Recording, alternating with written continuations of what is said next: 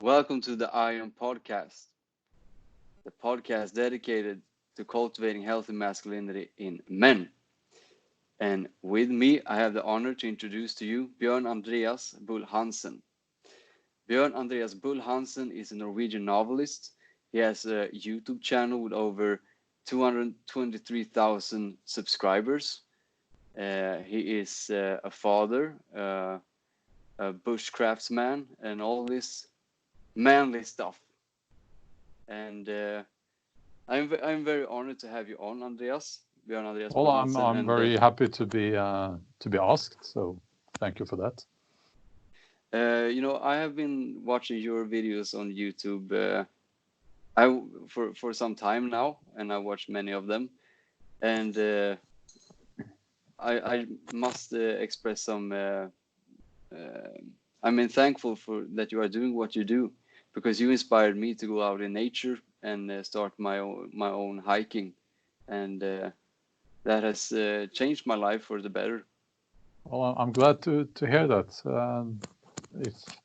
If you know, it's just a hobby, and I go out and I make some videos. I'm out in the woods anyway, so if I can inspire other people to do the same, that makes me very happy.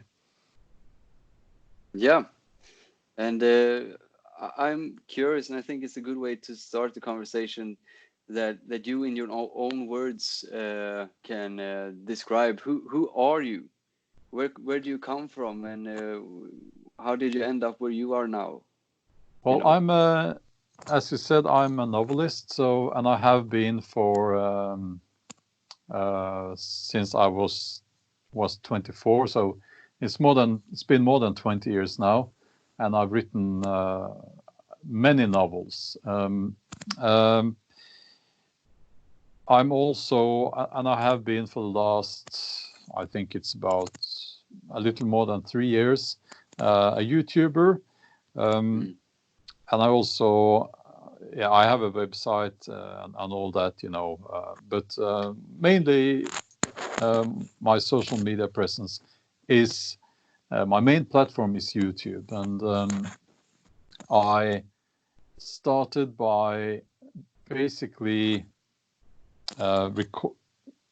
recording my research as a novelist, and my research very often is about the Viking age and the Viking way of living.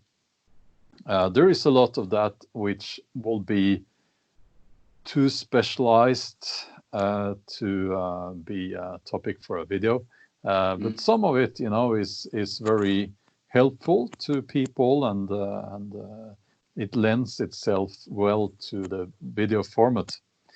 So that's how it all started, the YouTube adventure, and it's been an adventure. I'm very happy to get emails and messages from people who are, they say that, as you just did, that my videos have been an inspiration, which makes me very happy. And I also started talking about men's mental health when that became finally a topic, And I've talked about that more than other YouTubers, but I think it's important. We need to, that's something that needs to be talked about. And and I'm also a father, as you said, and there are people actually who think that I live in the woods, like a Viking. Yeah. But I actually live quite, in a way, quite a normal life. My work is not normal because I'm a novelist, and but I have a family. I have a house, a boat, and a car, and I pay my taxes like other people do, and all that. So it's in that way, it's quite normal. Yeah. You have written quite a few books, haven't you? Yes. One series is the, I don't know if I pronounce it right, but the Jomsvikings. The Jomsviking. Jomsviking. Yes, the Yeah, Jomsviking. it's a series of novels. The first in Norway, the first three have been published so far. I'm writing on the fourth now, Yeah. and it was my big breakthrough actually, and it's been sold to I think it's 10 countries now. Wow. Wow. That's Yeah, huge. so That's huge. yeah, Wow. it changed Congratulations. my. Well, thank you. It's actually changed my life, and Yeah. in many ways, financially. that's Yeah. that's a good thing, I guess. And um, so you know it changed my life. I also got a big uh, how should I put it? The YouTube channel started growing rapidly at the same time as the novels took off. So I guess the one thing helps the That's other. I another. guess, yeah. But it happened very quickly, and it took a while to get used to being recognized. How do you deal with that? How does that feel? Not Is well, it? not Yeah, well. I can tell you. I feel the same. I want to talk with people just like I talk to you, but Mm, just being in the public eye makes me uncomfortable, you know? yeah, But I want to yeah. talk to you, and I feel this is so important that it's more important than that I feel that it's somewhat that I don't like being in the public eye, But I think it's more Mm. important that to talk about these things. YouTube, yeah, YouTube is a good platform then because you get to have more control over your social interaction. And I know this might sound bad, but I would rather not be approached by people in the street. It doesn't happen that often. I'm not going to sit here and pretend I'm like a big celebrity, but it does happen. And it makes me a little bit uneasy. Mm. People I don't know will come over, and I never know, is it because of the books, is it the YouTube channel, what are they going to say now, and it makes me uneasy, to be honest. Mm. And I think that's because, first of all, I'm not really into the there are people who like the attention, right? Yeah. I lived very in a very self-isolation for most of my life, Mm. and Yeah, me too. now we all do.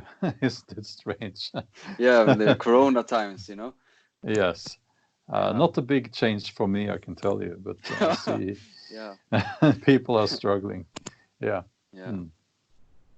How how um, how is the situation right now there in Norway? I know you're on lockdown, right? We in Sweden, we are not in lockdown yet, Mm. but you guys are more far ahead Yeah, down that line. yeah. It's they don't use the word lockdown, but it's basically what it is. Yeah.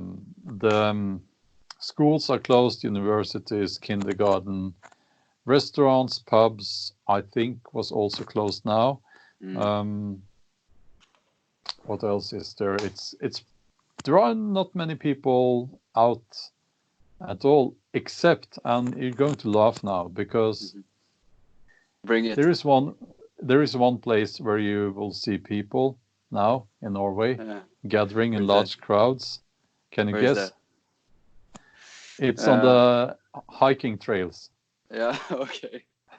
Yeah. which is it's so stupid, right? Because you Yeah. have like hundreds of people driving to the same parking lot to go for a walk. Okay. Uh, so that's actually it's a very Norwegian phenomenon, but Why do it's they do that? also, well, Norwegians like to go for walks, Okay. but they shouldn't go for walks at the same place, Oh, which obviously, but in these times, that's yeah. that's what we're seeing. So yeah.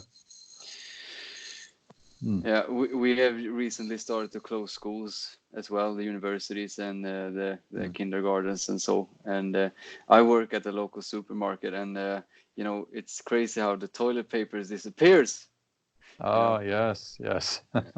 We get a full shipment of toilet paper and stack it up at the shelves, and an hour later, like boom, it's gone. Yeah, So yeah. it's like a toilet paper hysteria.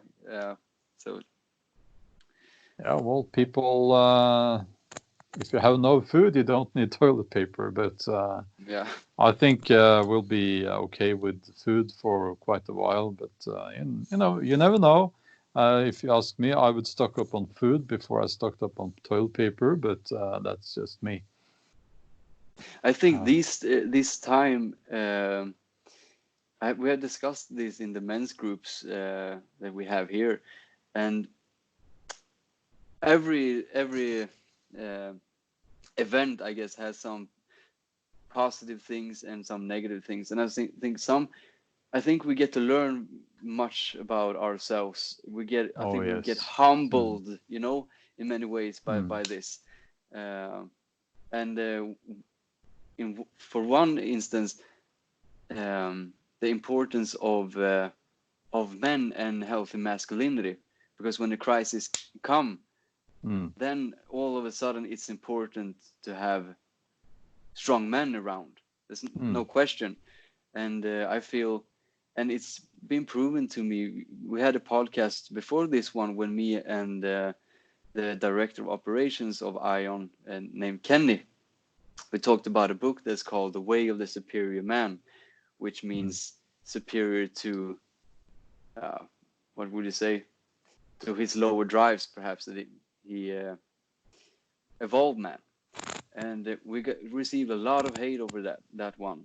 And astonishingly enough, a lot of people wrote to us saying actually that all masculinity is bad, all masculinity is toxic, and the only answer is to eradicate masculinity in its entire spectrum. And I was just astounded how, like, I didn't know it was that bad, you know. I know there's talk about toxic masculinity, but this was like, all masculinity is toxic, we need to get rid of it, you know. You have these insane feminists in Sweden, right? Yes, man, it's crazy, man. If you ask, you know, if you ask Norwegians will well, if, or let me put it this way, if an American says to me, well, or any Norwegian, yeah, well, you're all crazy over there in Scandinavia, feminism and all that, and then I'll say, well, we're not that bad in Norway, but in Sweden, it's really bad. You're right, man. It's intense here. I don't know. You know, I can tell you, man, and it's been proven to me more and more when we started just talking about men's mental health makes people want to stab you or something. That's how it feels like. And I've seen pictures like, sister, gather your machine guns, liksom destroy the patriarchy. Machine guns are gonna shoot us, or I don't know. Let me tell you this: if this pandemic results in bad times, like financially hard times, there will be a lot of women who will want the patriarchy. Yes, no doubt. It's and I'm not saying I'm a supporter of. I'm not, well, you know, I don't have to say what I think about it. I don't have to have an opinion about it. I'm just saying that's what's going to happen. Yes. And you can like it, you can hate it, but typically after, or should I say during times like hard times, then patriarchal structures typically are valued, you know, and it's just the way of the world, the way things are,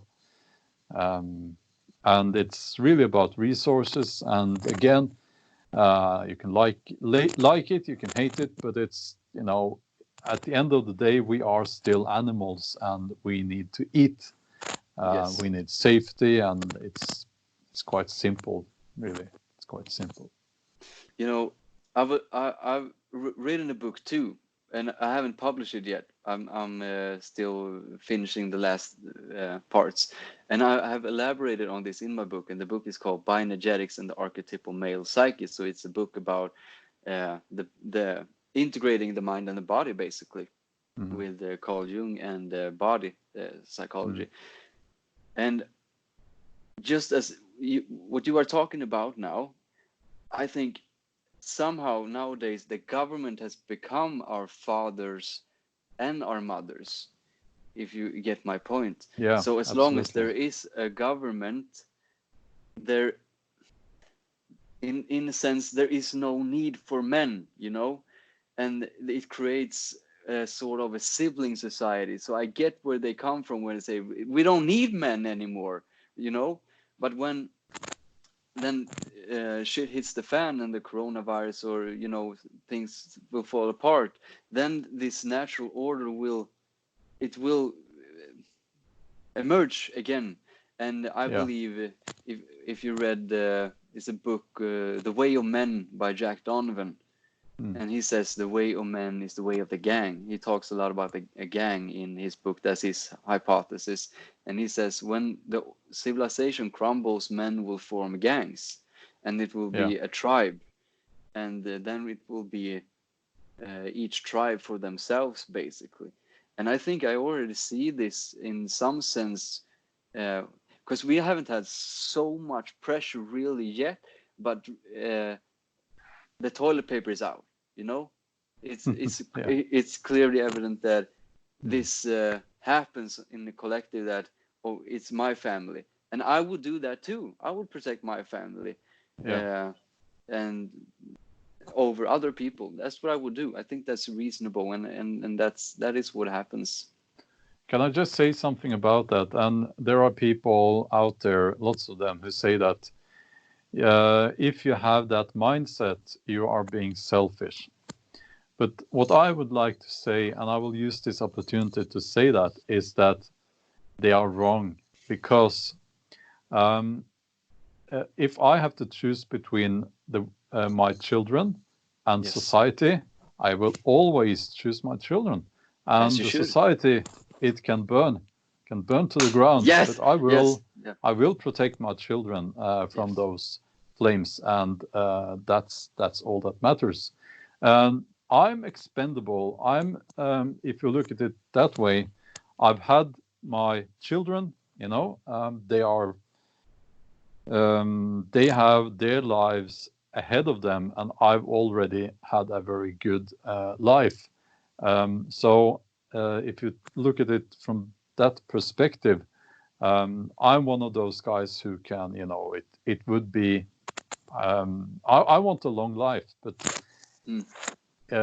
if from an, you know, if we look at people like animals, and that we're kind of very tribal and all that, I'm very much expendable, and I should be, because my children are a lot more important than me, and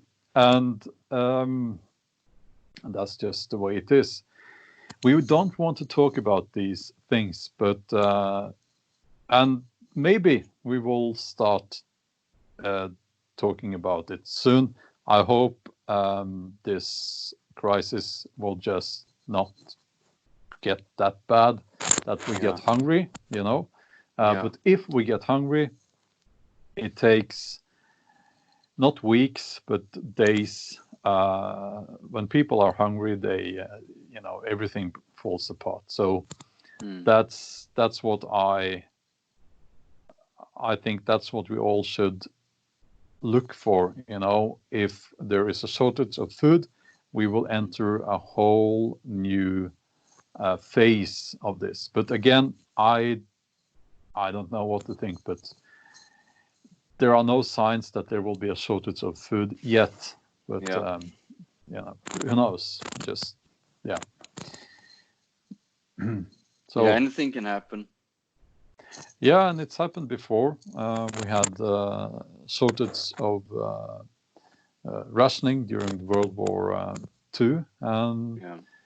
and yeah, my great grandmother lived during the Spanish flu. Mm-hmm. You know, she died many years ago, but and we never Did she talked tell you about about that. it? No, I was just a little boy, and Oh, yeah. but she was born, you know, she was an adult during the Spanish flu and all that. So yeah, and she would always, she lived in a very frugal way. She wasn't poor or anything like that, but she would save the Christmas, the paper we wrap Christmas presents in. She would always save that, you know, and she would save. I think she also saved string. Wow. Like we don't save string; we just throw it away, right? But she would save things like that, and now I kind of understand why. It becomes an instinct, right? Yeah. Yeah, I remember these things from my grandmothers too. They saved things, and it was a crime if you didn't eat up your plate. Yeah. You know, Yeah. it was like, and as you say, it makes sense now. But when I was a kid, it didn't make so much sense. You know, I didn't understand when I was a little boy, but yeah, I'll tell you one thing that I have learned during the last. We have been in self-isolation. It's the second week now, and it's something that we choose to do because in my family, because I myself believe that it is the wise thing to do. We have enough food. We have everything we need. I have a home gym. I work from home. We all work from home. And I work from home, but my wife, she has home office now. So we do have the opportunity to stay at home. So that's what we're doing. And I made a mistake during the first week. I ate the food. I ate in a very frugal manner, right? So I ended up eating too much carbs. And I thought, well, this will be no problem for me. But then I realized that I felt bad, you know, I felt my stomach was upset, and I realized that I'm spoiled. I am spoiled because I have been on a high protein diet, fresh meat, chicken, and I was always thinking to myself, I should eat in a healthier way, get more protein and clean protein and all that, which resulted in me becoming very spoiled when it comes to food. So I actually, from today, had to go back to eating, back to the high protein diet, because I need to. I need to feel okay, and I need to feel okay, because if I don't feel okay, nothing works at home, and the whole balance gets disrupted. So it just taught me that you need to take care of yourself, and it's not selfish. It's just very sensible. And I can't eat what other people eat because, well, maybe one day I will have to, but right now it's not the wise thing to do. And I just realized that I have been, I'm spoiled when it comes to food. Yeah. But you know, I feel you there. I eat high protein, high fat.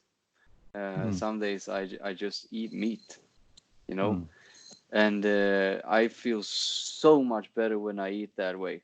And when I eat carbs, I get bloated, and I feel I sort of get anxious almost, and I feel clouded in my head, and I get many thoughts actually. But when I'm high fat, high protein, I feel there's not much thought, no more than necessary, and I feel calm in my emotional life and more grounded. So I understand what you're talking about, and it's very logical also just the concept of taking care of yourself.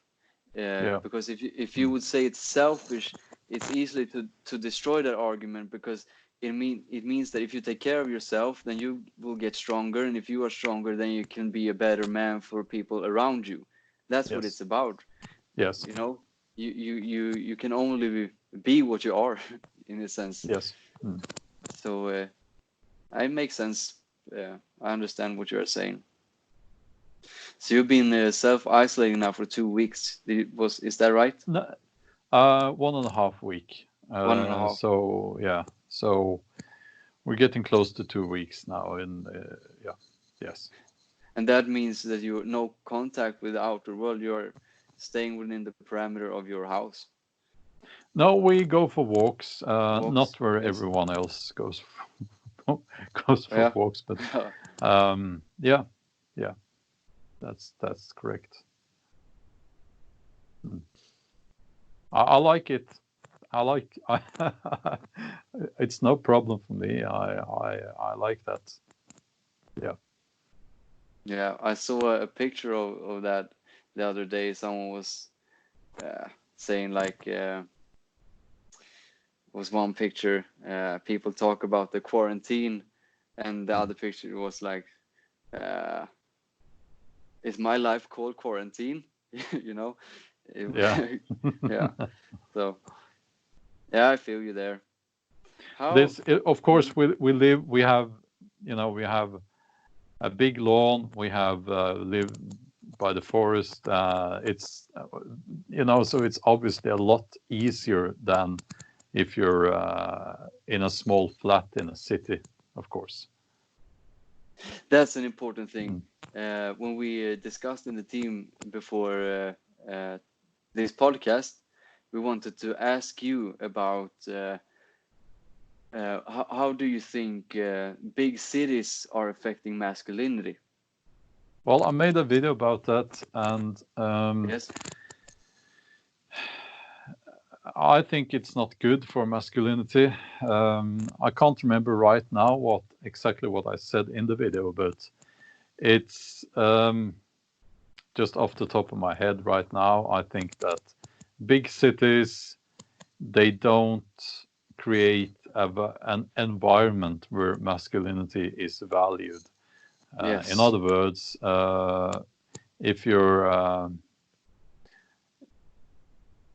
a family man, or if you want to start a family and you want to have a stable environment, safe environment for your family, your kids, the city is not the best place. And that's why you see many people moving out of the city, obviously, when they have kids. So that's proof to me that masculinity doesn't really go well with big cities. And also there is a culture in big cities with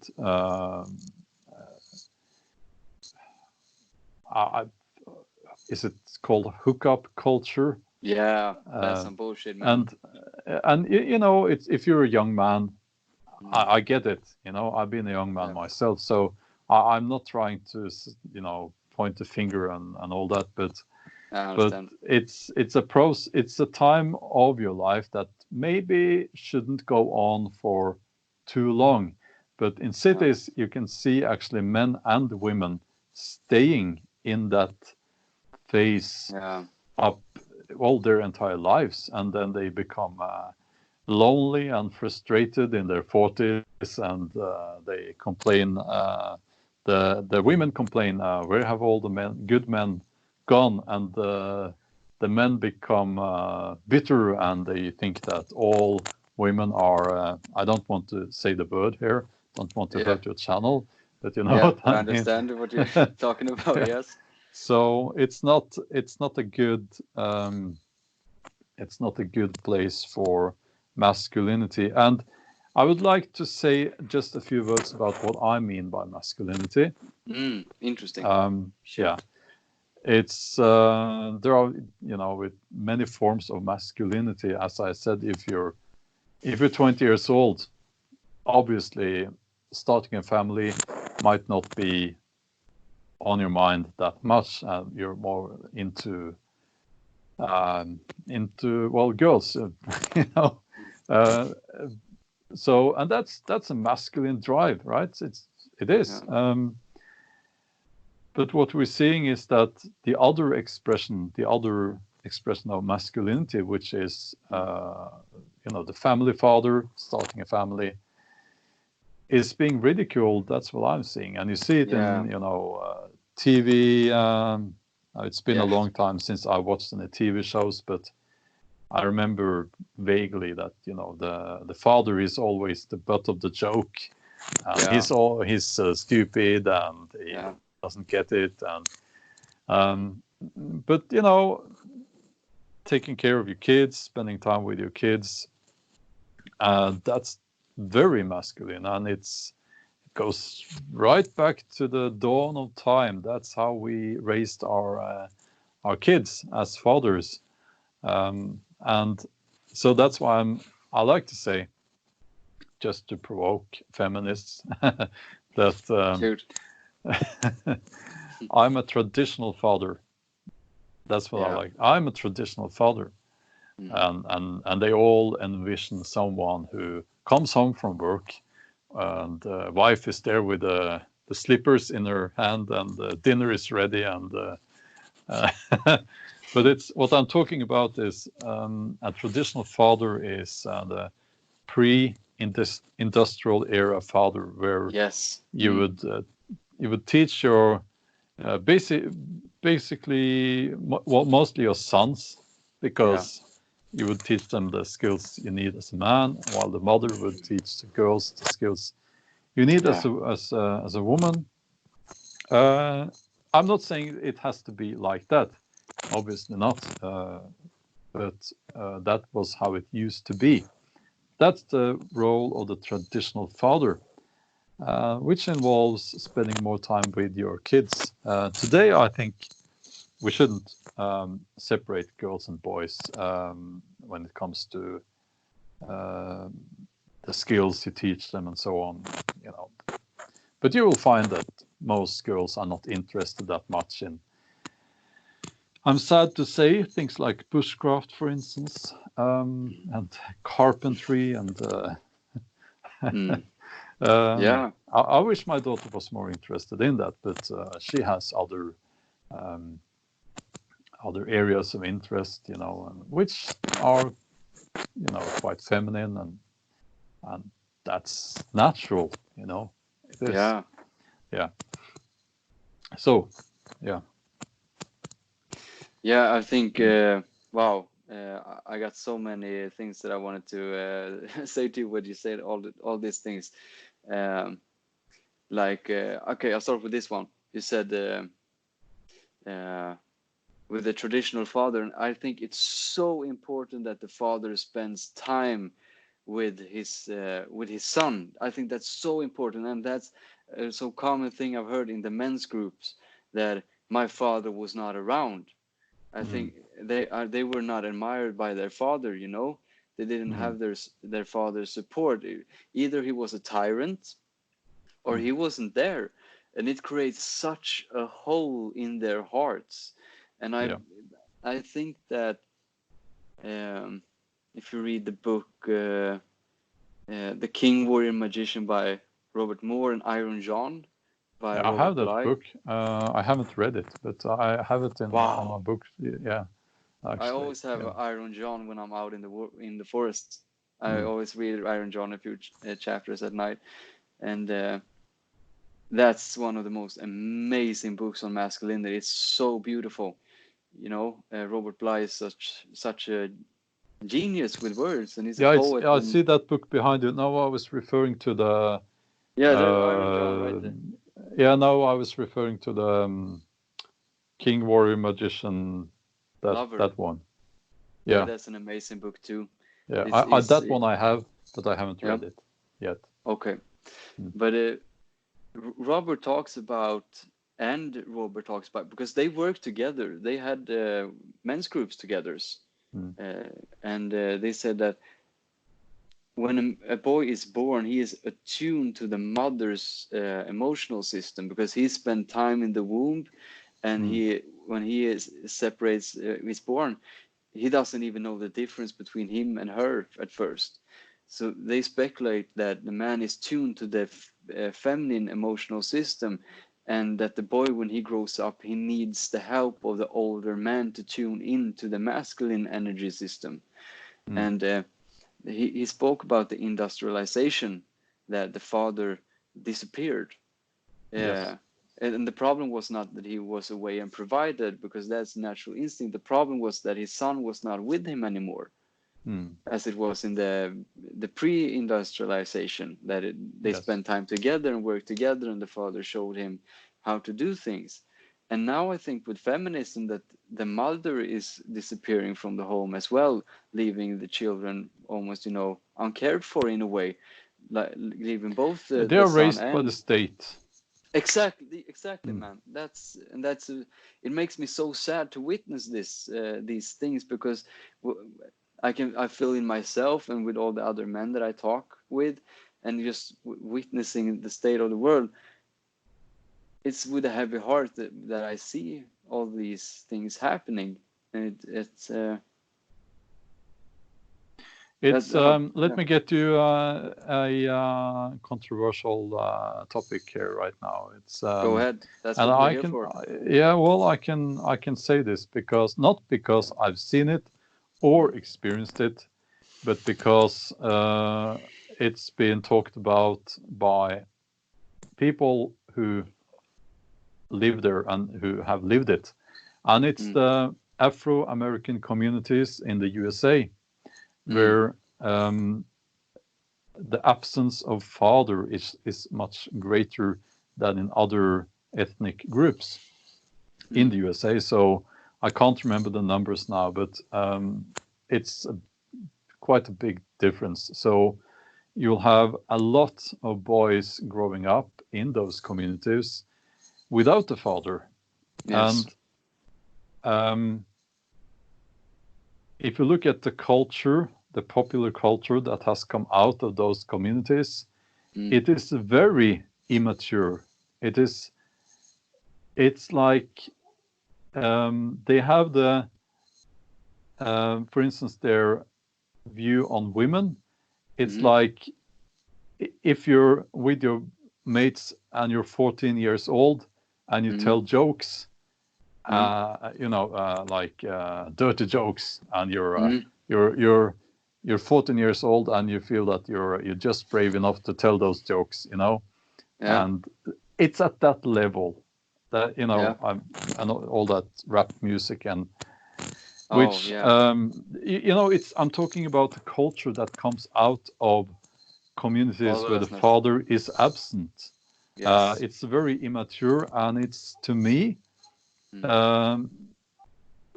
are showcasing what they think are signs of masculinity. Yes, but it's all fake. It's all Yes. fake. It's all fake, and it's a substitute for real masculinity. Exactly. Amen. Amen. With everything needs to be big, and the cars need to look very shiny. Yeah. If you're a real man, you don't need a shiny car. No, that's effeminacy in a way. Yeah, it's like jewelry, right? Yeah, exactly, man. Exactly. Yeah. So it's very obvious that this is a symptom of a group where the father is absent, and it's not a help. It pains me to see that. So you have that, and you have also, of course, all the young men today in the and this, again, I have no personal experience with it, but I've heard people talk about it. There are certain young men, who don't approach young women now because they feel they don't dare to do that because they're afraid that they will be turned down, or that they will be called, what's the word, misogynist, something like that. which is also very sad, and it's a symptom that they probably grew up without a father. Now, I'm not saying that the father should take his son out on town and teach him to hit on women. Not saying that. That would be awesome, obviously. But this is how you that do would it, be a son. very sleazy father. Yeah. But it's like yeah, having the father there gives you a confidence as a man. So yes. And if you don't have that, it's very difficult to approach women, I guess. Have you seen the Gillette commercial? Yeah, and I made a video about it as well. Yeah. Yes. I watched that video, and there's one scene where a guy sees a beautiful girl, and me and Kenny talked about this in the previous podcast. He sees a beautiful girl, man, and he wants to talk to her because she's beautiful. Yeah. And he walks up, and his friend comes like, "Not cool, dude." And yes. What is the message there? They say the misogynist to talk to women now. It feels like these.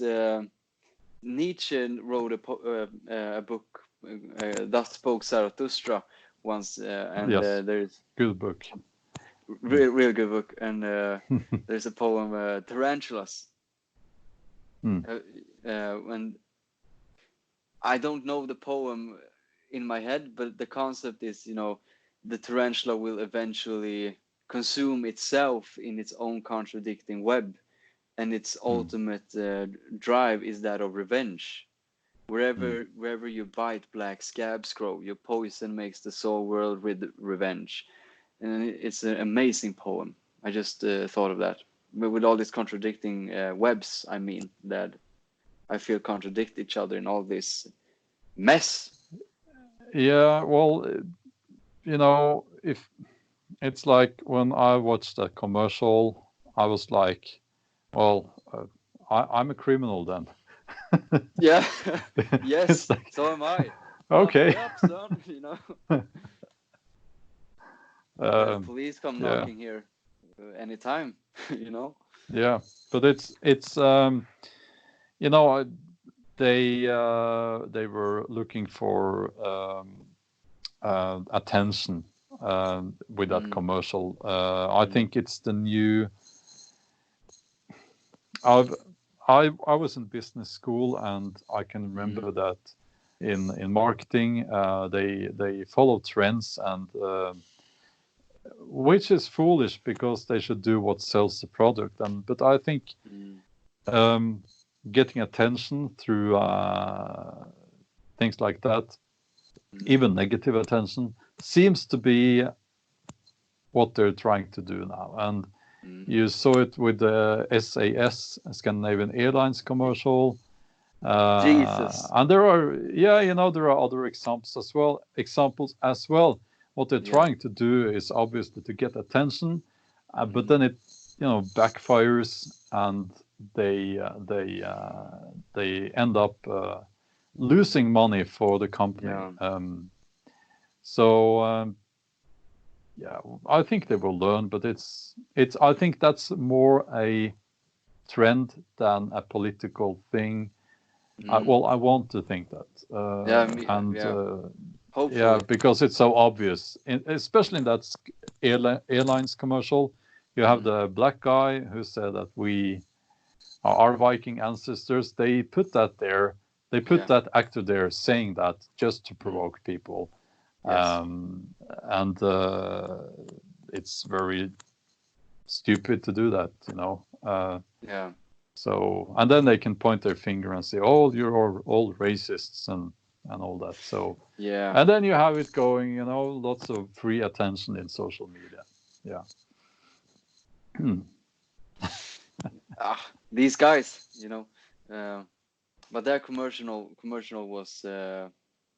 I watched your reaction to it, your YouTube video with the historian, when you talked about it, that nothing is truly Scandinavian, and it's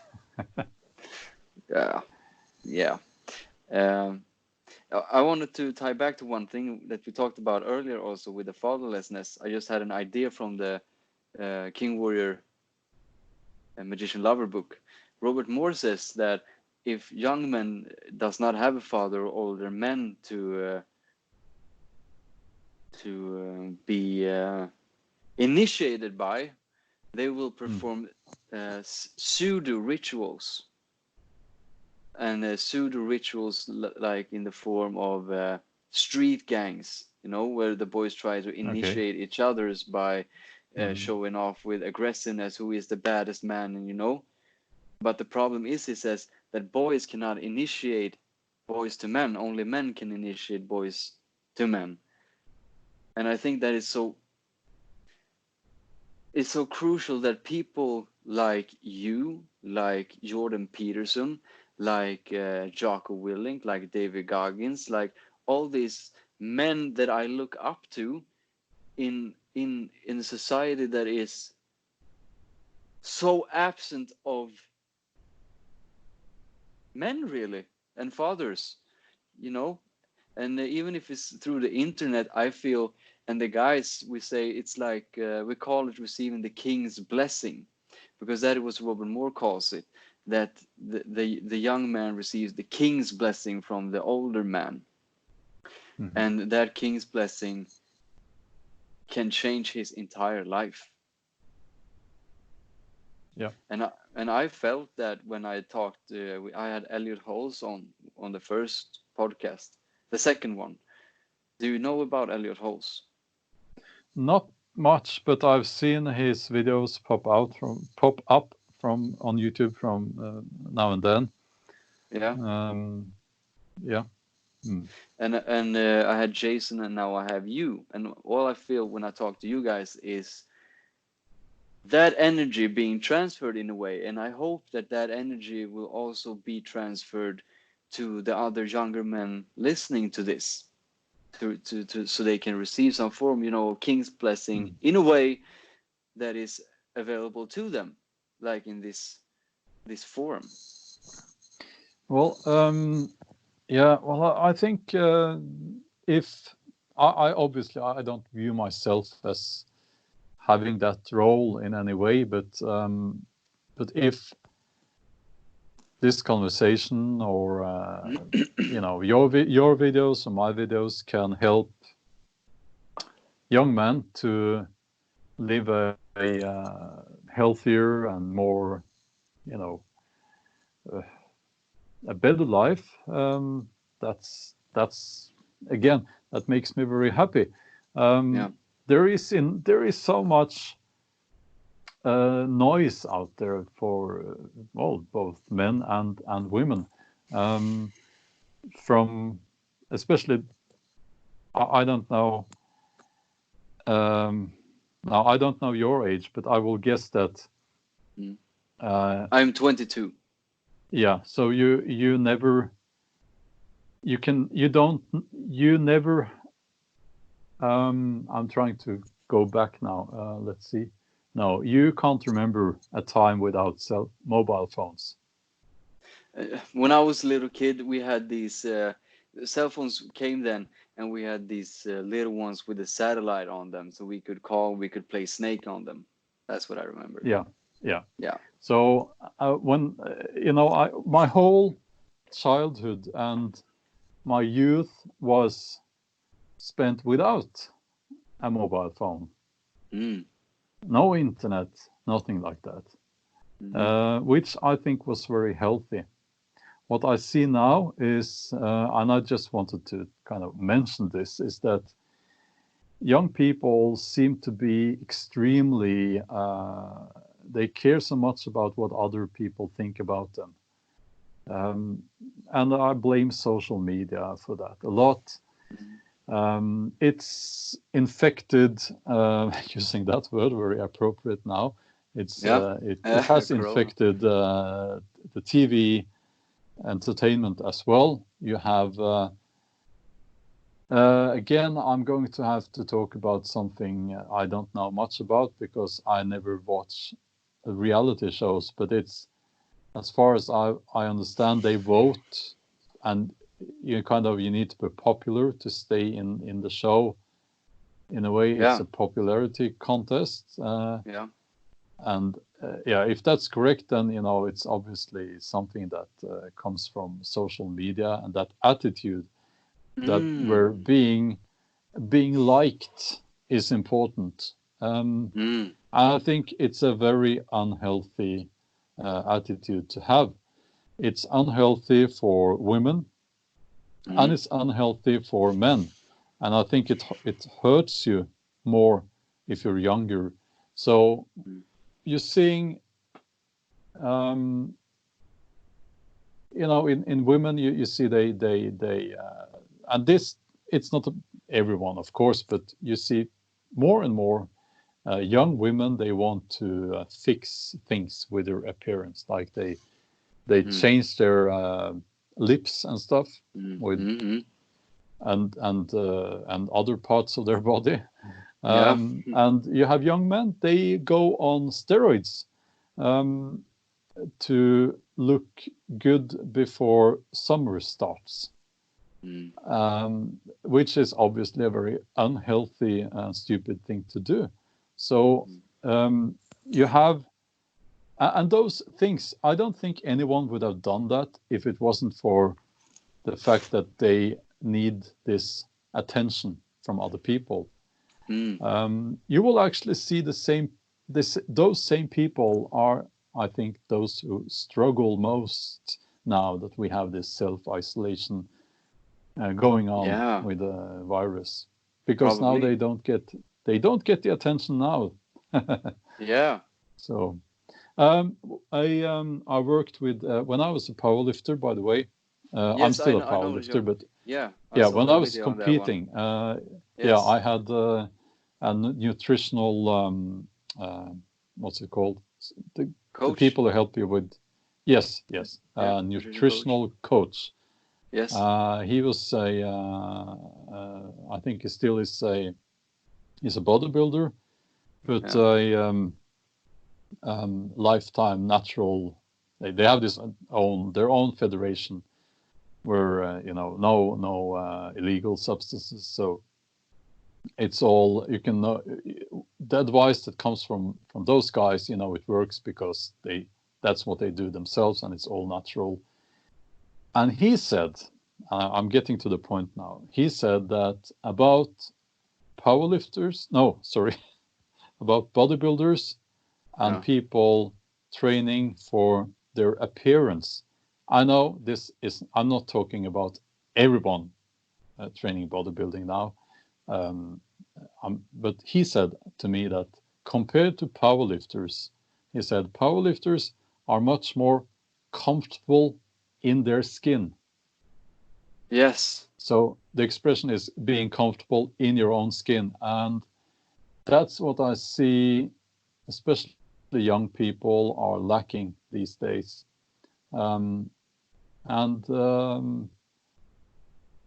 That also, I think, goes back to not having healthy role models, both for women and for men. When your role model is an actor, for instance, who is on steroids, who has makeup on, his whole body is on. They put makeup, they painted muscles on him, and it's all been, they've done the effects and everything.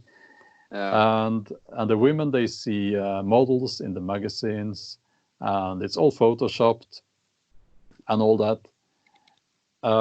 Obviously, we will get young people who are unhappy and who are not comfortable in their own skin because they think they're supposed to look like that.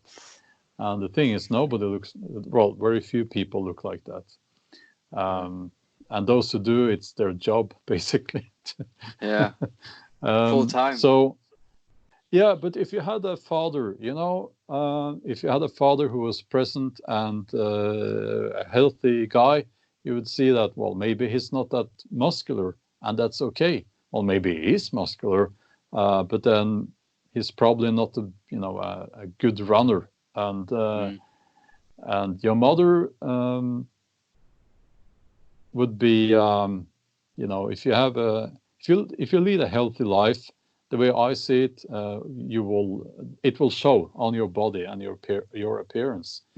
So, but when you don't have that, then people get confused. Young people get confused. So, yeah, just wanted to add that because I think it's important. Yeah, I think too it's very important, and I think you hit the nail on the spot right there.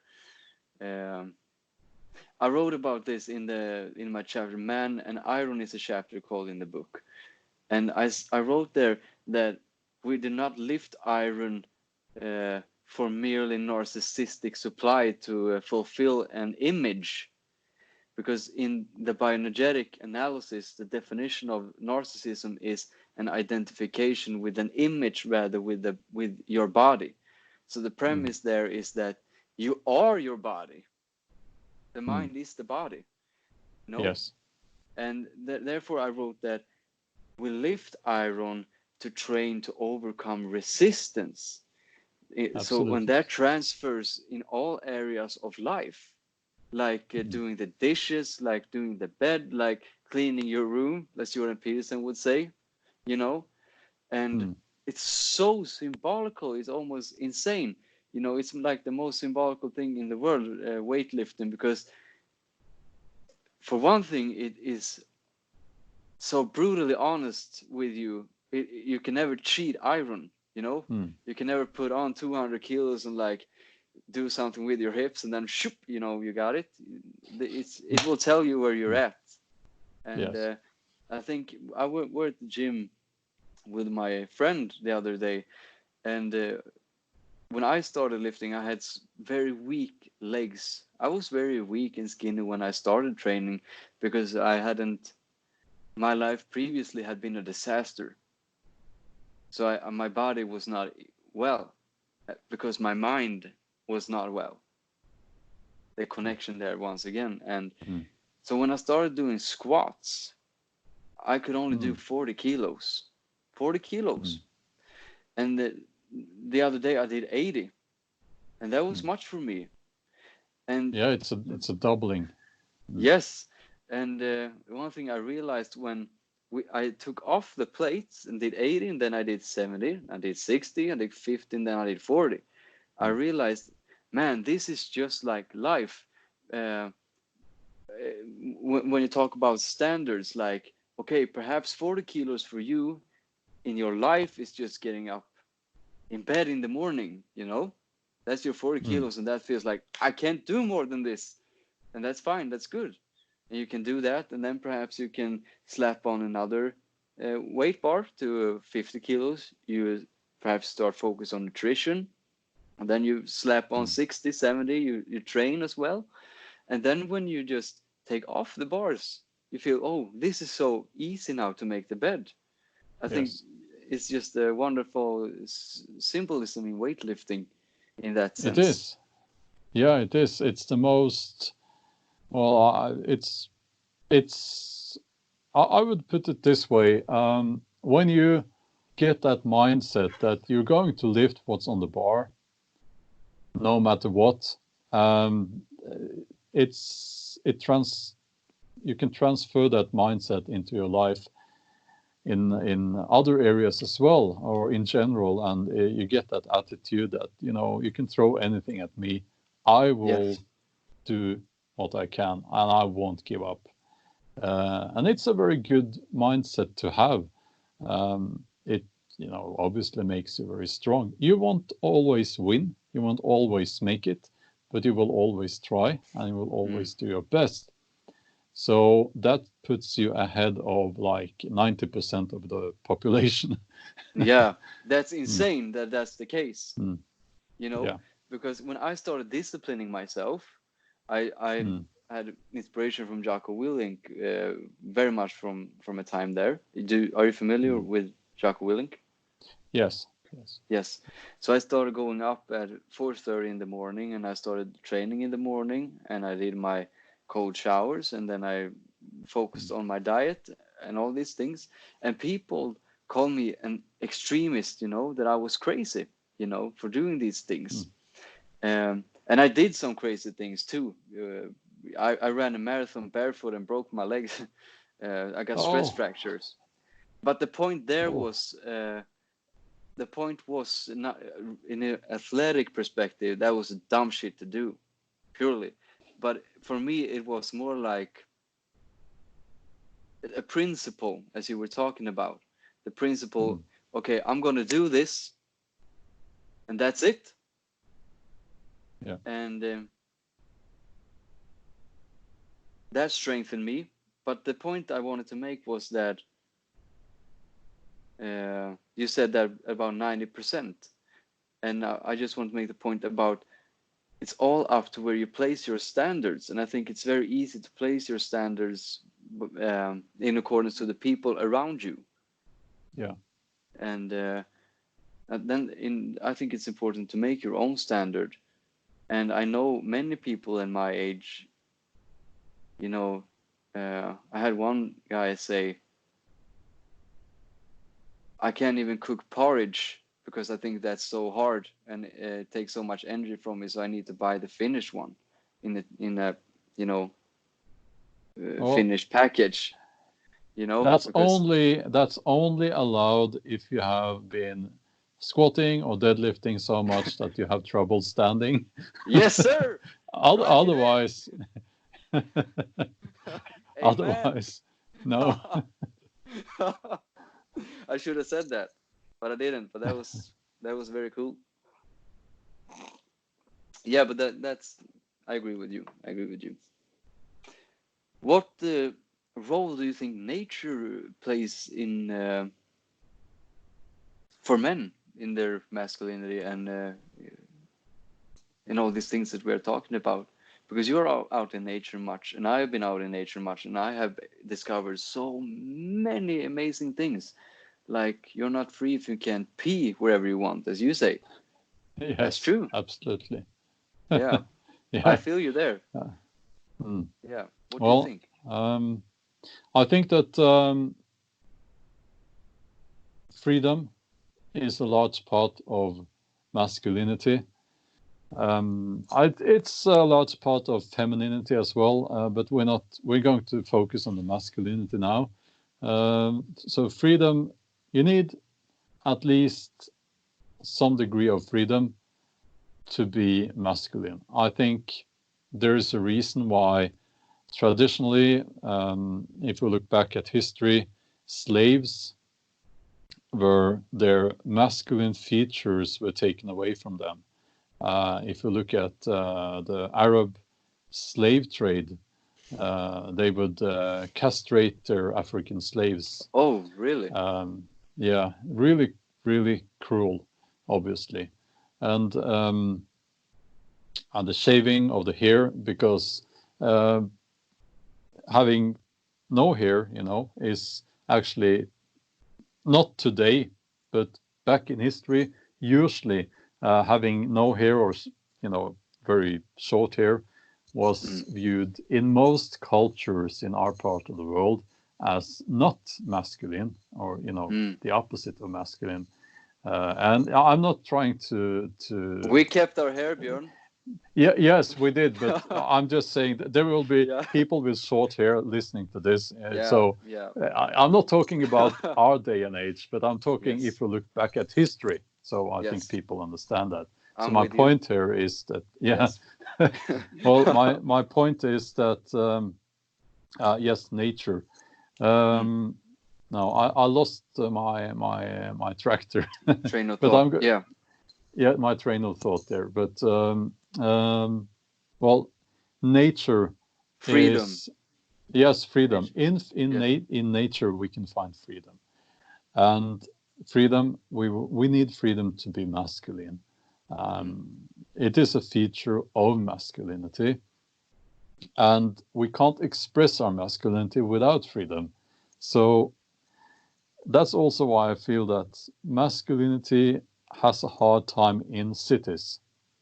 So again, that makes sense. I'm not saying that every man who lives in a city is feminine or not masculine. I'm not saying that at all. I'm just saying that if you're out in the woods or in the mountains or out at sea, it is a more masculine environment. Nature in itself is kind of it.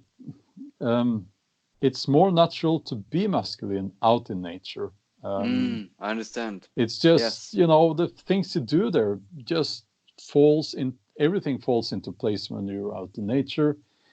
I can't imagine how a man who expresses a lot of femininity would have a good time out in nature. It's kind of hard to find the right words here right now, but it's I think I understand what you're saying.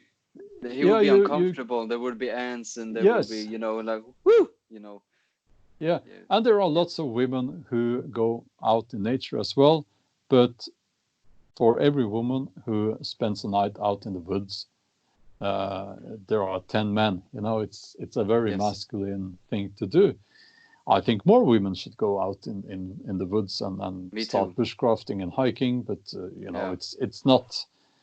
it's not like women can't do that just as well as men, but it is a place where you can express your masculinity in a very healthy, productive way, I would say. And you just feel calm, and you feel like everything. You need the silence, and you need enough time out in nature to let all the little, the conversations you have going on in your head, all those need to kind of stop and finish, and then you will be very calm, and you will see what matters.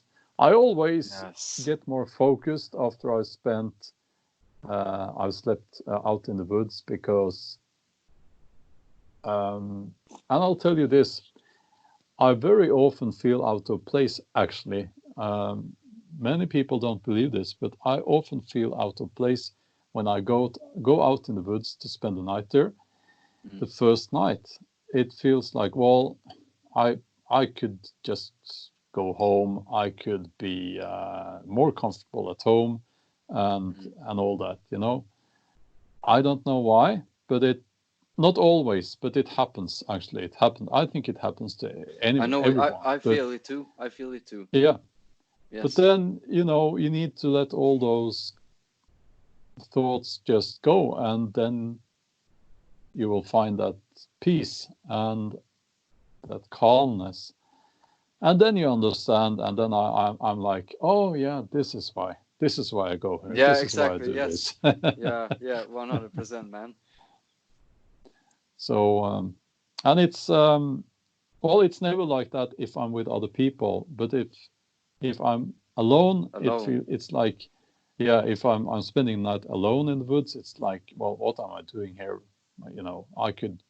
This is silly, and that's when I need those inner conversations to just stop, and then I find that peace and quiet, and then it's like, well, yes, this is why. And that sleep, I found out that sleep is so refreshing. It's like one night sleep in the woods that's really good. It's like 3 nights worth of sleep in my bed. I don't know what happens, but I think it is the silence and just the contact with nature. It's like, and I have a watch that measures my sleep, and the watch measured my sleep when I was out the first time, and it was off the charge with the recharge of my autonomic nervous system. It was so much that it couldn't even measure based on my previous, assessments. And I felt what you were talking about, because that was my first time going out, and I was alone, and it was dark as it gets, and you hear cracks and you hear things, and for the first time it was a little bit scary, and you get all these thoughts. But then we talked about this in the previous podcast about leaning into your fears. So I accepted that I was afraid, and I leaned into it and accepted it. And then I experienced, as you was talking about, that my thoughts begin to, like someone turning down the volume. And all of a sudden I felt almost like an animal in a sense. And what I mean by that is I was not caught up in my head with all these thinking processes. And I felt at home. In a way. And things started to make so much sense, I experienced too, that in nature, that it makes sense here. This is easy, I have a fire, I need to tend to it. I have this food, I have my tent, that's it. And it was so peaceful. And when I came back to the city the other day, all the sounds were so loud, I experienced, because I had been accustomed to this, to the silence in nature. And that was a gradual process too. I noticed that first you didn't even hear the birds, and then you were like, I hear birds, I hear the wind, And when I came back, I felt like there was just this overload of sensory inputs. And I also felt very much when I looked at the people and at the men, that they were so much caught up in their, what would you say, their appearance. It all felt very neurotic to me, like compared to the easiness in the woods. Absolutely. It sharpens your senses, and it makes, I think, being out in nature like that, I'm not talking about just going for a 1 hour hike, which is also a good thing to do, but I'm talking about what you are talking about now, spending the night out in nature, having a fire and experiencing the darkness and all that. It sharpens your senses, and it teaches you what matters and what doesn't matter. And you will find that you'll find that most people, they spend most of their life being stressed about things that really doesn't matter at all. That's what I thought exactly about. So much things don't matter, really. It's so much nonsense. I felt like it was very much made up things just because we have a society that doesn't exist really in nature. I felt that this is the real world, was the thought that I had. This is the real world, I said. And I felt there was a very clear realization in a way. Doesn't it make sense to you what I mean? Absolutely. Yeah. And let me just add one thing, because I know there are many young men who will be listening, I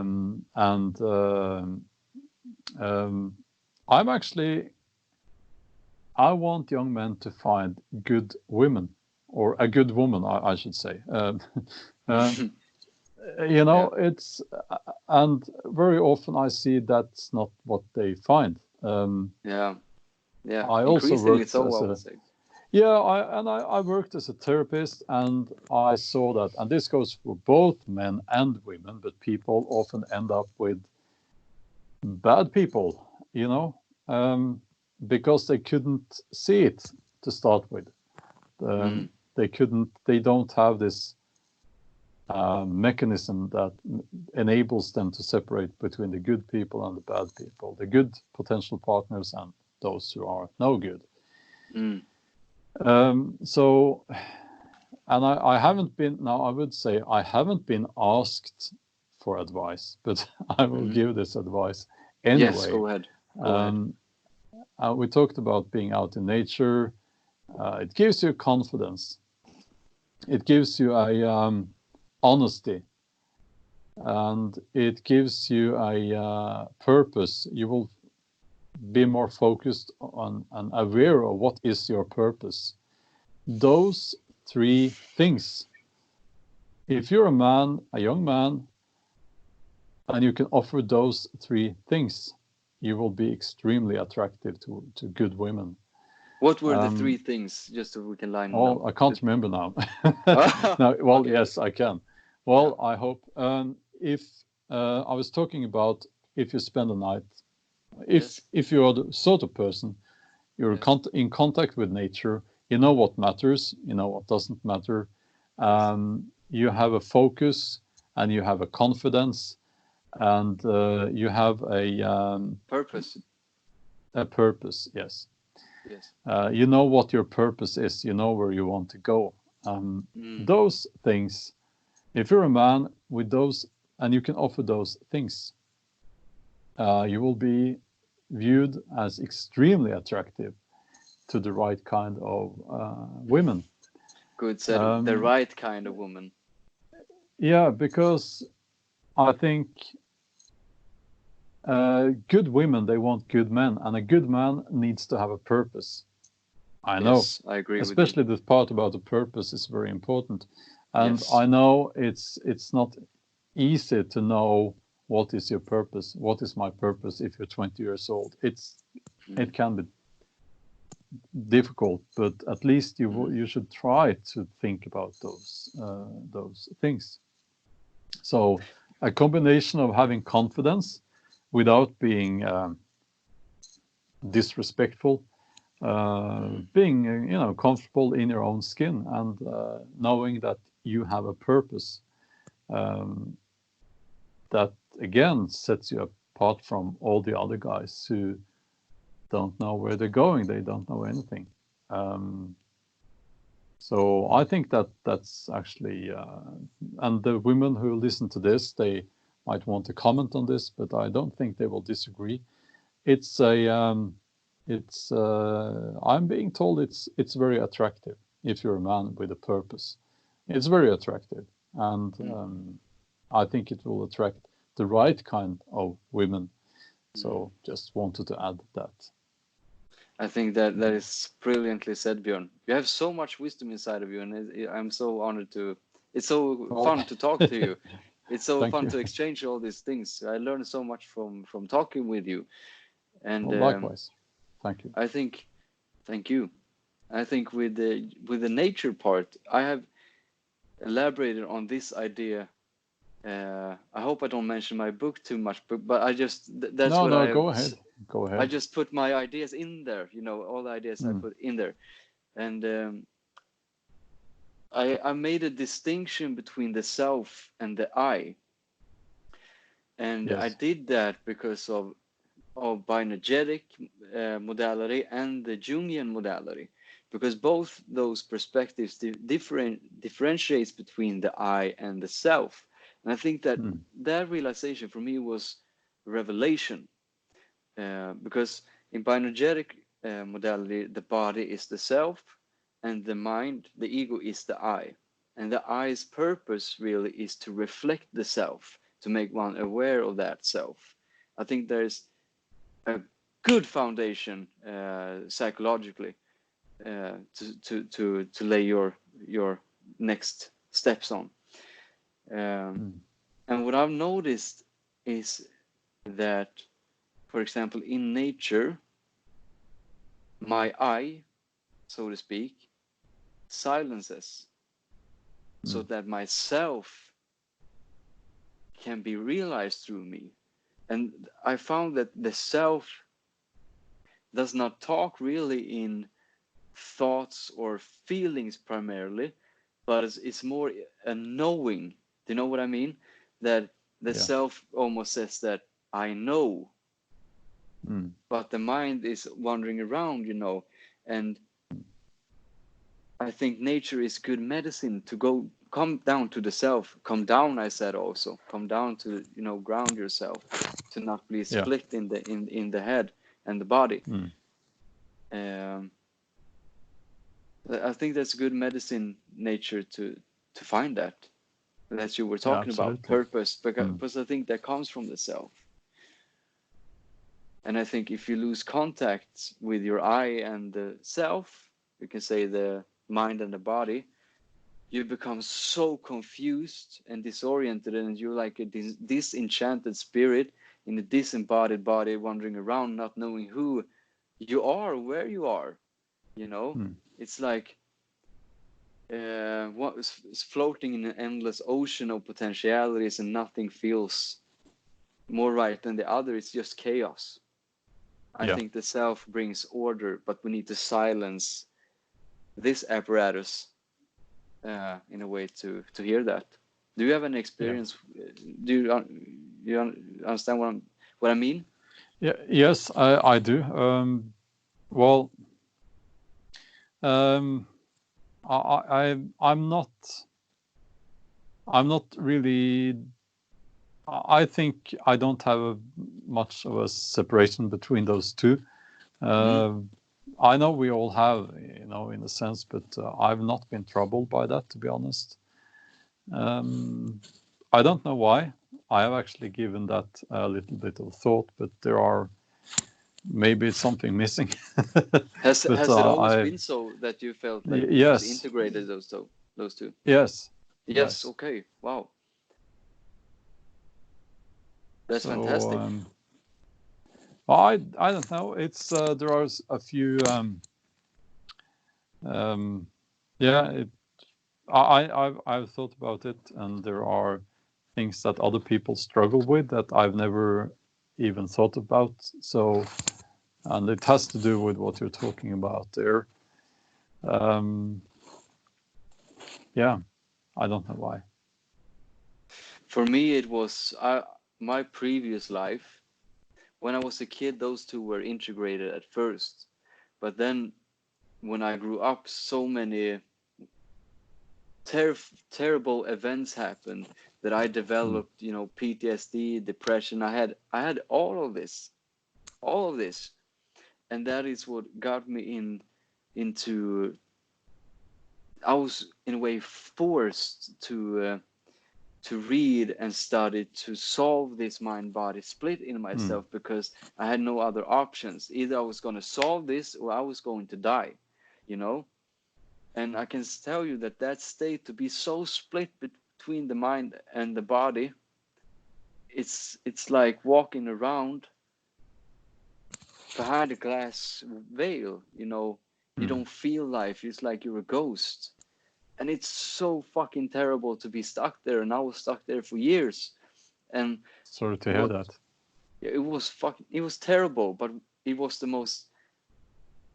I was blessed in that way, in a way, because that taught Mm, me and forced me to learn all these things uh, that eventually got me through. And I think if there is a higher power, that I like to believe, because that I feel I like to believe that.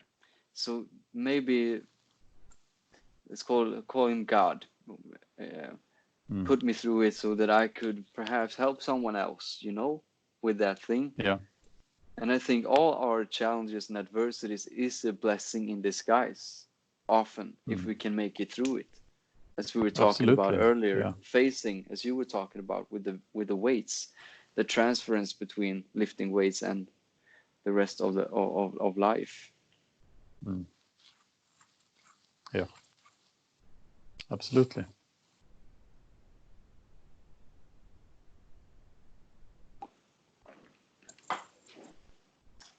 I just want to say also, Björn, I don't know your time schedule, your availability, but we have reached 1 hour and 23 Okay. minutes. Yeah. Yeah. Uh, That's for, fine. do you want to talk more, or do you feel like we've reached Well, we can talk a little bit more. a little bit more? Yes. I announced that today I want a dessert back in A the house. dessert? I'm not in my house now. Yes, a dessert, a big one, big dessert. Wow. I'm hungry because I've been hungry for a week. You see, so Desserts, man, they are uh, good. not every day, not every day, but Yeah, some days some days. you just need some of that, But Yeah. yeah, no, we can talk a little bit more. I think I was lucky when it comes to it, just to follow up on what you said there. I was kind of lucky in a way because my problem was I didn't have I had a hard time finding friends, and there was quite a bit of bullying when I grew up. But I spent a lot of time out in the woods, which in the summers, because in the summer holidays, and when I got old enough, I managed to get on the bus and go to the woods nearby Oslo. Mm. So I found that, and I had that, and that gave me a lot more than I understood at the moment, I think. But I don't know. It's we are all different, I guess, and we have our strengths and weaknesses, and I think we all have some strengths. There are people out there who think that, well, there is nothing special about me, and there are people who think that, well, I'm so special. Yeah. But Yeah. we all have our qualities. I think that goes for everyone, actually. But we need to accept that we can't be good at everything also, for me. Yeah. I have one leg that is a little bit shorter than the other one, which makes me a very bad runner. I can't run very fast. Well, I can run, I can run, but when I was a kid, the other kids, I was always the one who got picked last for teams, in school we played soccer and stuff, and I was always ridiculed because I couldn't do that very well. So, and kids can be quite cruel. Yes. So, you have, to me, it to be honest, made me angry. I'm still angry to this day, and there are people who I was at school with. I'm a heathen. I'm a Norse heathen. I know that might scare some people away, but I do not believe in forgiveness. It's not a concept. I don't hold a grudge, but I don't believe in the concept of forgiveness. That's not. That's a topic for another discussion, I guess. But what I'm trying to say is that there are people who I just don't like, and I still haven't forgiven them for what they did when they were children. This might sound wrong to many people, and many people will say, I just want to add this here, many people will say that, well, you shouldn't think like that because it will make you stressed, it will keep you lying there, and it will absorb your soul. And no, it's not like that. It's not true. I don't think about that very often, and I sleep well. But when I think about it, it's like, no, I don't forgive those people. Why should I? But okay, we'll leave that because it's not really about masculinity. I think I understand your point, though. They mistreated you, so why? Also, they mistreated you, and that was wrong. And that was a wrongful action. So why should that be forgiven? Is it like that? Do I understand it correct? It's a concept of forgiveness which I don't believe in, actually. It's one of those things. Yeah, well, it's that would be a long discussion, and I can go into details and why I think it's a bad idea to expect of yourself that you should forgive at all. Moving on is good. Forgiveness is not. I've written a blog post about that on my website a long time ago, by the way, but it provoked a lot of people, especially religious people of the Abrahamic religions. But it's again, it's another discussion, I guess. But for me, nature was good to have. Nature is a friend. And by the way, I don't like these reality shows and these not reality shows, but they have this man against nature and on these TV channels, and they almost die in every episode because they are mountain men and they are almost eaten by wild animals. It's all nonsense, Yeah. Yeah. It's not like that in real life. I think one thing I've noticed about forgiveness is that you can't forgive someone in your mind in a way. Lowen talks about that. He says that,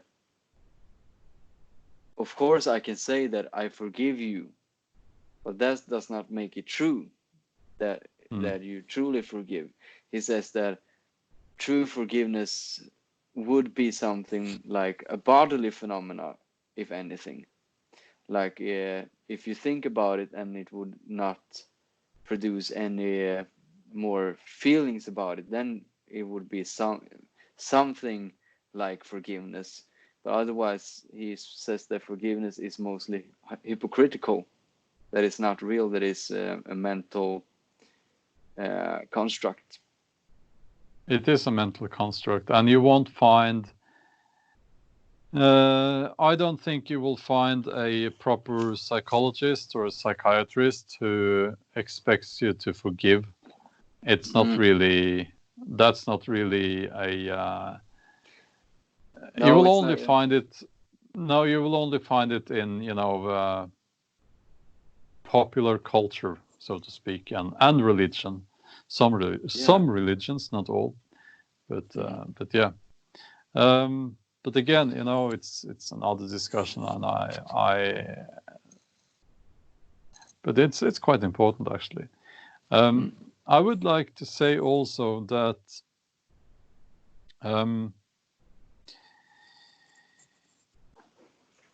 when it comes to masculinity, I think we all realize that the times that we are going into now with recession, if we get a recession, I think we might, will be actually good for masculinity. I think so too. Yeah. And this is something we need to keep an eye on. We need to be aware of this, because there will be people who are going to fight it.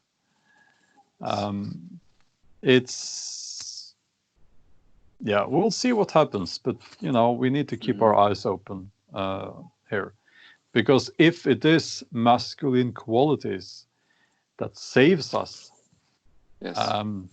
people need to be aware of that. If it's, for instance, I'll give one example. If the family, like the so-called nuclear family, if it's, I believe that the family is the structure that it's a recipe for success in Western countries. Yes, and I agree with you. It's one of the main reasons why we have been so successful, and I think it's going to save us this time again.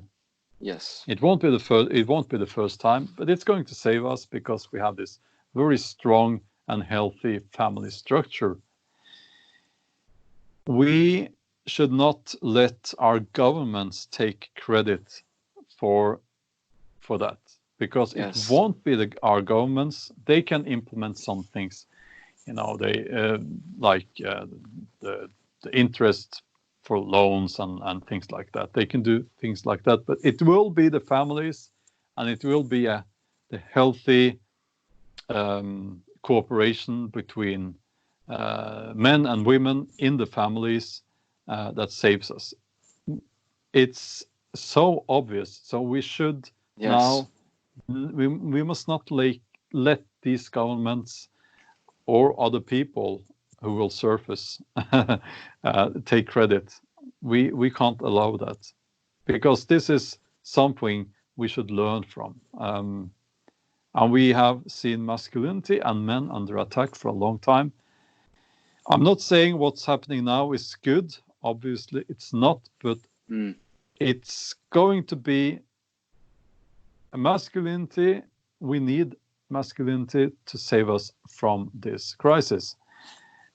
So let's just be aware of that. Yes, I 100% agree with you. And it's strange to think about.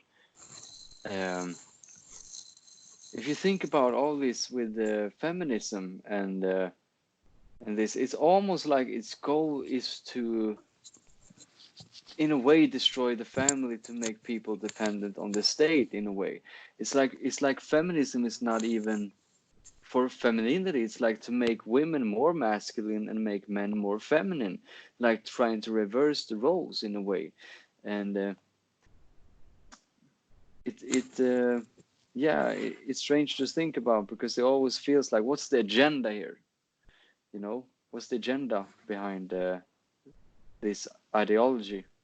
And when I think about I don't think there's an agenda. Well, some people might have an agenda, but I think it's actually more a natural process in the human species, and it's moving in cycles. Now we will see the pendulum swing back. Right now, we have the front soldiers fighting this pandemic are women, the nurses, typically. Most of them are women, and they are fighting this now. So to rebuild things, there will be a lot of men needed to rebuild things. I don't know. We will see what happens, but I think we will see more traditional gender roles coming out of this here. That's what I predict, and I'm not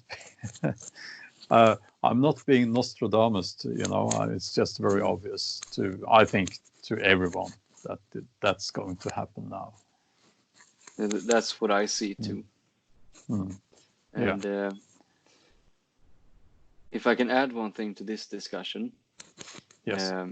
I elaborated on this because you mentioned this about cycles, you said, right? That these things go in cycles.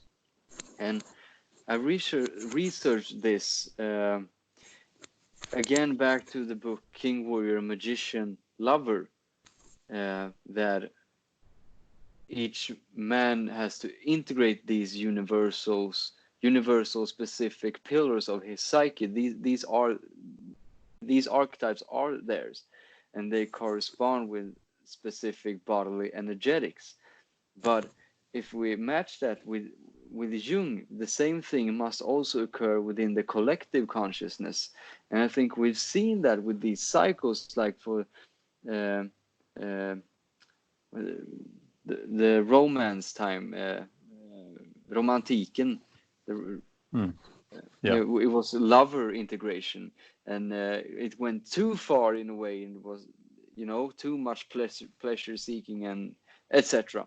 And I think this age is somewhat like the age of the magician. And what I mean by that is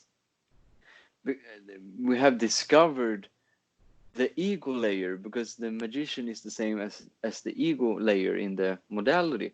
And I think we have discovered subjectivity in a way, like, things can be subjective, and that's true. There can be endless interpretations of things, but there are certain solid pillars too. I think that's the mistake, and I think we have lost ourselves now in the we say postmodernism, that everything is subjective, but they misses the point back again to the self again, that no, it's not really up to you to decide who you are. Yourself decides who you are and will express it through you. And that was a very profound insight for me, and I don't know if I make myself clear. Do you understand what I mean in a way? Does it make Yeah, sense? sure. So that's what was my thought with what you said about cycles, and that soon it will probably shift in a way. Yeah. We'll see, but during hard times, recessions, typically the provider becomes popular. Yeah. All of a sudden. All of a sudden, yeah. Yeah, all of a sudden, men are needed again. Yes, and of course, women are providers too. Yes. But in this time and age, it's very hard to put food on the table for your whole family if you only have one income. Which, by the way, I think was a mistake to change things up. And people will take this. It's late in the night for me, so people, they can just take that the wrong way if they want to. I don't mind, but we need two incomes, at least in our part of the world, to pay the bills. So women are providers as well, but we'll see what happens. We are in. It's going to be. We're entering some tough and hard times. It's going to be a bumpy ride. Yes. And I think that nobody knows for sure what comes out of it, but I think. Well, actually, we do know that masculinity will be valued once again. I think I would bet on that. And hopefully mothers too again, because I feel that mothers have been so devalued lately. It's almost sickening. Like, it's here in Sweden, feminists feel it's weak to be at home with your kids. It's, they feel it's a weak thing to do. So I just want to say that, like, stop acting like a mother who stays at home and cares for her kids is some weak bitch who doesn't add value. She's one of the most important things that is ever can be, Yeah, well, most people, I absolutely agree. Most people, what they do, they go and they try to sell something every day. In one way or the other, they're part of a system that tries to sell stuff. Being a mother is not that. It's raising a child. I don't think anything can be more important. Well, maybe, if you're like a brain surgeon, or that's an important job, but being a mother is it's very high up there on the ranking very high. Yes, at least top three of the most important jobs in any society. It's and being a father as well. I'm no fan of men who willingly go and work 60-hour weeks. I think 40 is too much as well. But again, you can't always choose. I get that, but it's like I know some people. My father was in advertising business when I was a kid. The people who make these ads, Scandinavian Airlines ads, companies like that. So, and they would brag, and those guys, they would brag about how much they were working. And I remember once a year, they had this big event where they and I think pretty much only men worked in the advertising business back then. So they would invite their families to a hotel, and you could go skiing and stuff, and then everything was for free. Obviously, it wasn't, but I remember lots of ice cream and stuff up there. But I was old enough to listen to the adults, and I could hear them talking, and they were bragging about how much they were working. Mm-hmm. What a childish thing to do. Yeah. Yeah. Those, I almost cursed now. I won't do that, but those beep idiots. Baby boys. Yeah. Yeah, well, I mean, so what? And if I meet those guys, I guess most of them are dead now, but if I meet them again, I will say this to them, and I hope I get I get to say this to them, that you never had an important job. Nothing you did was important. You were just helping. You were just helping some company to sell stuff they probably didn't even need. Yeah. And that's how you spent your life, and that's how you wasted your life, because now they're old, and if they stayed in that business, I know we need advertising companies as well, but don't come to me and say that it's an essential job, because it's not. It's just not, and I can't see why it was like, and this was the main reason why my father was not present much when I was a kid, because it was expected that they would work long hours. And I'm quite kind of bitter when I think about it. I don't think about it very often, but I do right now, actually. They were just helping companies sell stuff. And that's not an important job. Sorry, but it's not. Being a mother is a much more important job. Being a father is a much more important job. You won't get paid in money, but you will get paid in other ways, which matters a lot more. Yeah. Someone once said that if you are a stay-at-home mother and someone asks you, wouldn't you be bored doing all the same things every day for your children? And then she said, then you can reply, wouldn't you be bored doing the same things all day for strangers? Yeah. It's like, man, you don't even have to think so far to come to these conclusions, I think. Like fathering and mothering is so important, and I feel that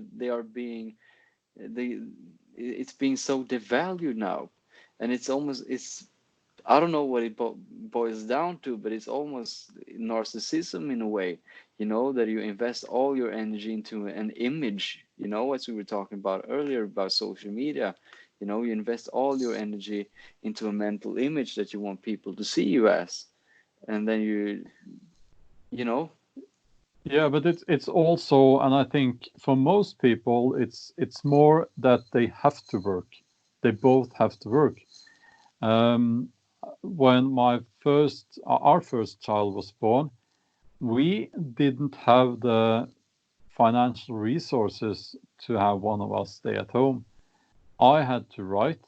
I hadn't had my breakthrough as a novelist yet, so I didn't make that much on my novels. And my wife had to work,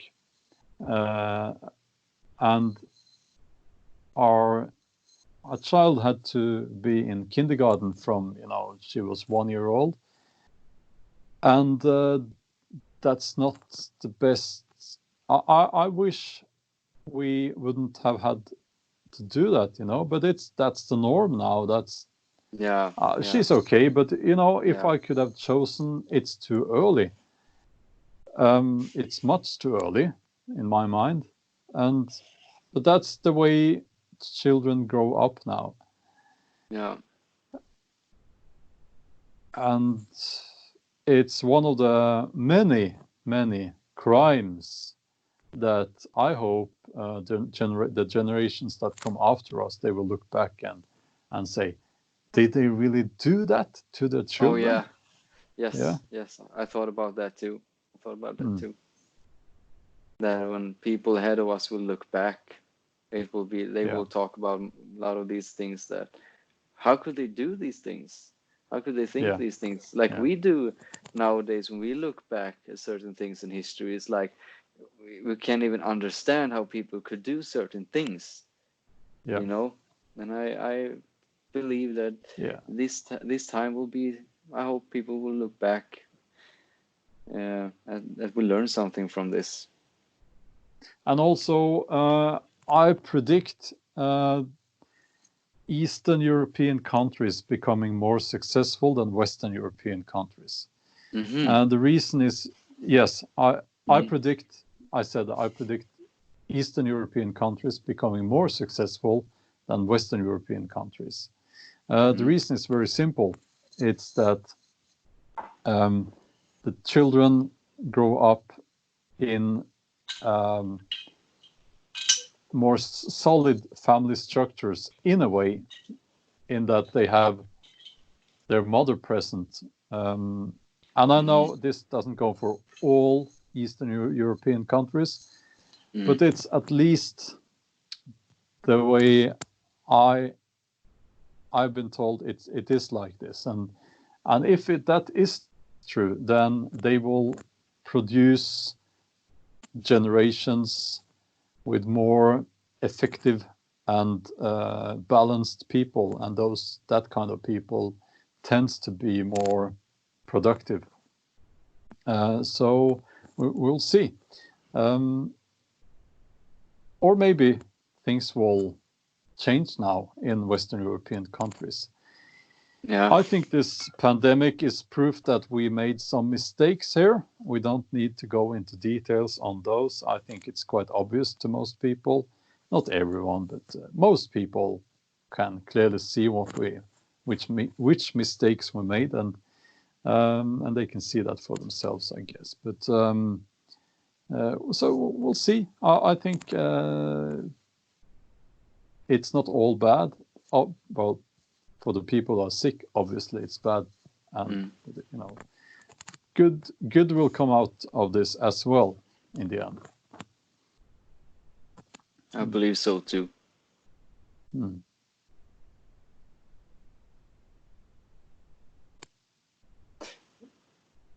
I think that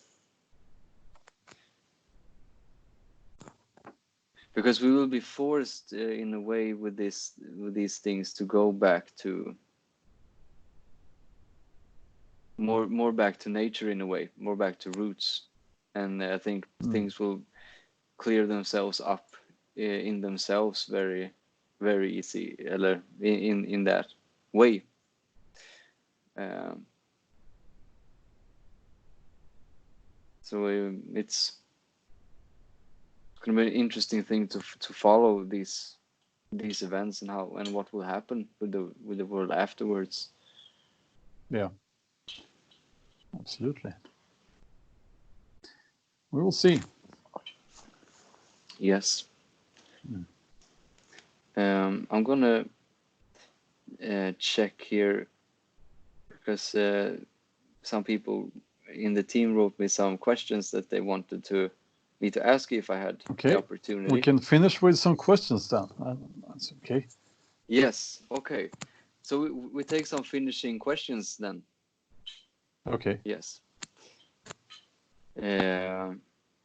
What is your view of fatherhood? That's a broad question. Yeah, well, I think we talked about it already. Yeah. It's your most important job if you're a man. Yeah.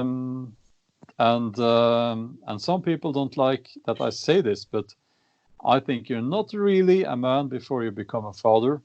Yeah, I agree with you.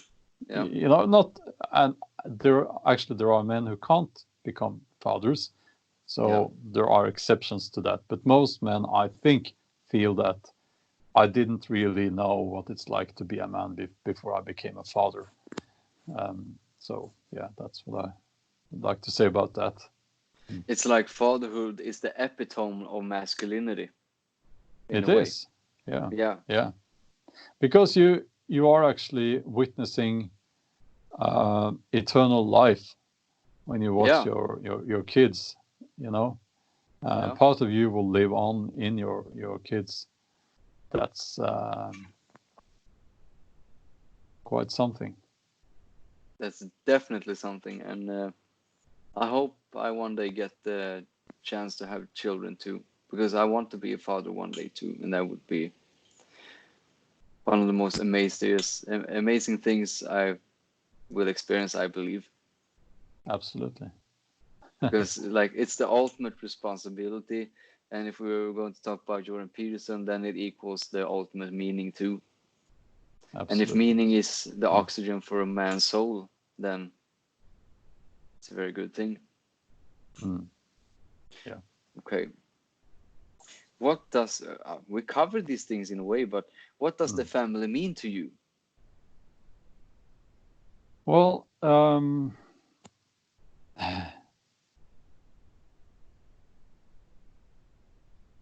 without the family, I would be having a different life. I wouldn't be living in one place. I would just move around. And that might seem like, that's a great idea. I would like to do that. And there are times when I want that life.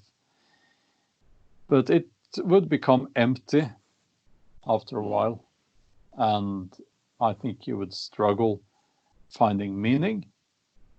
Yeah. And again, if you're your age, that's more like the life I think, you could have.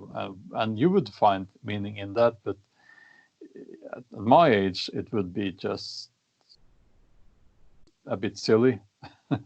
And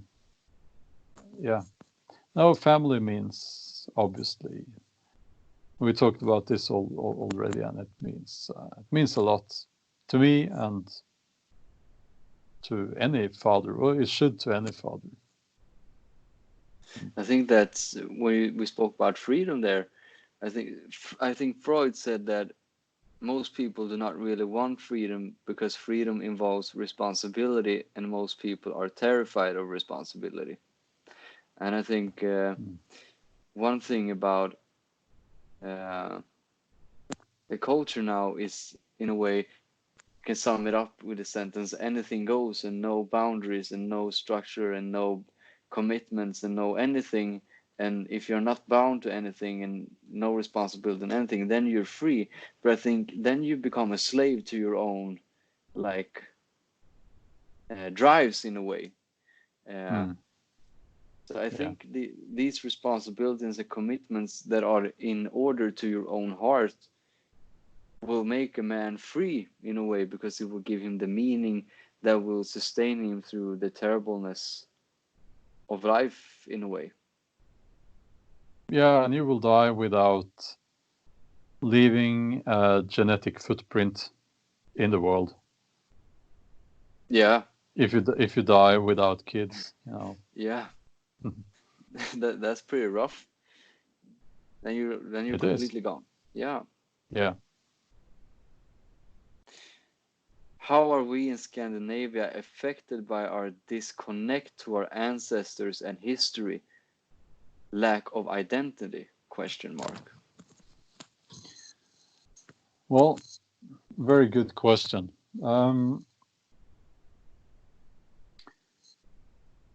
If we had, let me put it this way, if we had more pride in our cultural heritage, and you're Swedish, I'm Norwegian, so essentially we have the same cultural heritage. With the same, we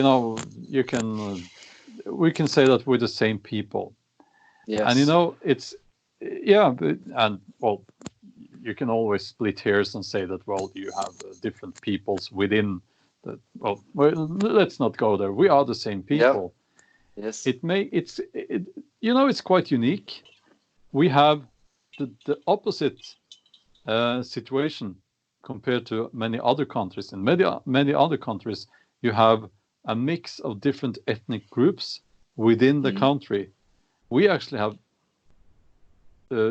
three, no, if we count in Iceland, four countries, and we are all the same people with Denmark, Sweden, Norway, Iceland, and we're the same people, and we still because of the immigration, it's kind of changing. Let's not go there. It's late in the evening, but this it's a brotherhood. It's a Scandinavian brotherhood, and I think we should take more pride in that. Yes. We have so much to be proud of. We are the descendants of the Vikings. I know there are some Americans, especially. They don't like me using that word, but they don't understand the Norwegian language. Viking means something different in Norwegian than in American, I think. But that's a different discussion. If we are more confident and proud with our cultural heritage, there would be, for instance, less discrimination. I don't think there are much discrimination against ethnic minorities anyway, but if you have a confidence and pride in your own ethnic group, you're typically a lot more tolerant when it comes to other cultures. Tolerant in the way that you don't take no, I was going to say a rude word, but you don't take no, you don't accept, I'm going to say it, you don't take no shit from anyone. So, which is a good thing, but we are seeing now, especially, I would say, I'm sorry to say it, but especially my impression is that it's a bigger problem in Sweden than in Norway. It is. I believe so. But how can Swedes not be proud of their cultural heritage? I mean, we're ashamed. We're an ashamed country, mostly, it feels like. Yeah, and it's, how did it get like that? Because it's like, you are one of the greatest nations on the planet, and it's quite incredible. It really is quite incredible. Yeah. If you look at Swedish history, it's impressive. And I think it hurts any nation, any people, if you don't have pride in your own ethnicity, in your own history, in the history of your people. Well, yeah, I forgot the question. I hope I answered it. Yes, you most definitely did. And the question was, how are we in Scandinavia affected by our disconnect to our ancestors and history, lack of identity, ? And I think you answered that perfectly. Okay, and thank you. That book, King Warrior Magician Lover, he talks about that too, the importance, because he talks to men in that book. So he said it's so important for men to know their roots and be proud of their roots, and because that's an ancestral lineage and identity in a way, that I come from this, and they say that without, if you cut off the past, the future cannot exist, in a way. In psychology they even say that, and I think we try to cut off our past here, and in Sweden, I feel it's creating, it's not good. I'll tell you one thing you don't know. And I made a video about the Scandinavian Airlines commercial. Yeah. And I got a few emails, and they were all supportive. The guys who were most provoked, I would say, by that commercial were Native Americans. Native Wow. Americans. It was Yeah. so. Because they have seen what it does to a people to have everything. You know, we all know the North American history and the eradication of entire nations. Yeah. So if you're a Cherokee, for instance, it will be wise if you take pride in your ethnicity and your history, your culture, and because they have seen what it does to a people when you shame a people, when you try to eradicate and delete their entire history and their entire culture. And they saw the same, that commercial is an expression of the exact same thing. Wow. It's different. We're not being shot at. We're not being. They're not giving us foreign viruses, or are they? But it's like it's different. I get that, but it's still also the same. And they, very provoked by that, and they, So we have the support as the ancestors of Vikings, or Norsemen, if you will. We have the support of the Cherokee nations and other Native American nations. That's good to know. That's very good to know. That was an amazing. Wow, that was very cool to hear. That comparison was very. It really got to me. It became very clear. It's the same thing, just not with the. Yeah, you have. It's like people often forget that the Norse is actually an indigenous people. Yeah, right. Like the Sami. The Sami, and we call them Kvener. The Kven nation. We have those in Sweden and I think they're in Sweden as well, like the Sami. And we have some ethnic groups in Norway.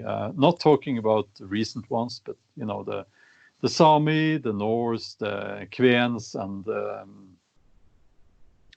I think actually the Finns. That's also an ethnic group in Norway and in Sweden. And actually, I read. I had to look it up. Which groups are? This is a little bit of a sidetrack, but it's interesting. Which are the groups that are that we view as the ethnic groups that make up? And I looked up Norway, the Norwegian population, from not the recent ones, but the ones who have lived here for a long time. The Norse. That is the Norse, the Sami, the Kvens, and the Jews. Actually, I didn't know that about the Jews, but we actually have the Jews are counted as part of the original Norwegians. Not the original, obviously, but I guess they probably have been there for a few hundred years, long enough to be counted as part of the ethnic groups that make up the Norwegians. So that's very interesting. I didn't know that. Yeah. No, but most people, if you ask Norwegians, if you ask them which are the indigenous people or peoples of Norway, and they will say, well, the Sami. Yeah. And that's the only one they can think of. Yeah, I would have said that too. I didn't know. The Norse is an indigenous people. Wow. Yeah, and I talked to a historian. He said that the Norse were here before the Sami came here. They populated different areas, obviously, but we were here, or the Germanic tribes got here before the Sami got here. So that's also very interesting. Yeah, you have that. It's we've been here for a long time. Yeah, man. In Sweden, how is it there? Were the Sami the indigenous people in Sweden, or I should have known this, but I don't know this. Oh yeah. Well, I didn't look that up, but since the Sami populate parts of Sweden as well. Obviously, they are an indigenous people of Sweden, as are the Norse. But then the Norse again can be divided into subgroups, I guess. Like you have the what's it in English? For instance, the Geats, I think. Geats, yeah. Is the English words, and I can't remember all the translations in English on the Norse subgroups, but you get my meaning in a way. Yes, yeah. I understand. Can I ask you one more question, Björn? Sure. They framed the question very funny here. So, but I asked this already, so I'm gonna just read it for the humor. They wrote, "How does big city life make men bitches?" That was just a funny phrasing. Yeah. Well, I guess that you could say it like that. Yeah. Well. Yeah, but I'm gonna. I think I'm gonna ask you this question instead, because we already talked about that. Sure. And perhaps this might be the last question. And so here we go. What struggles do men face in a feminized culture? In a feminized culture, well,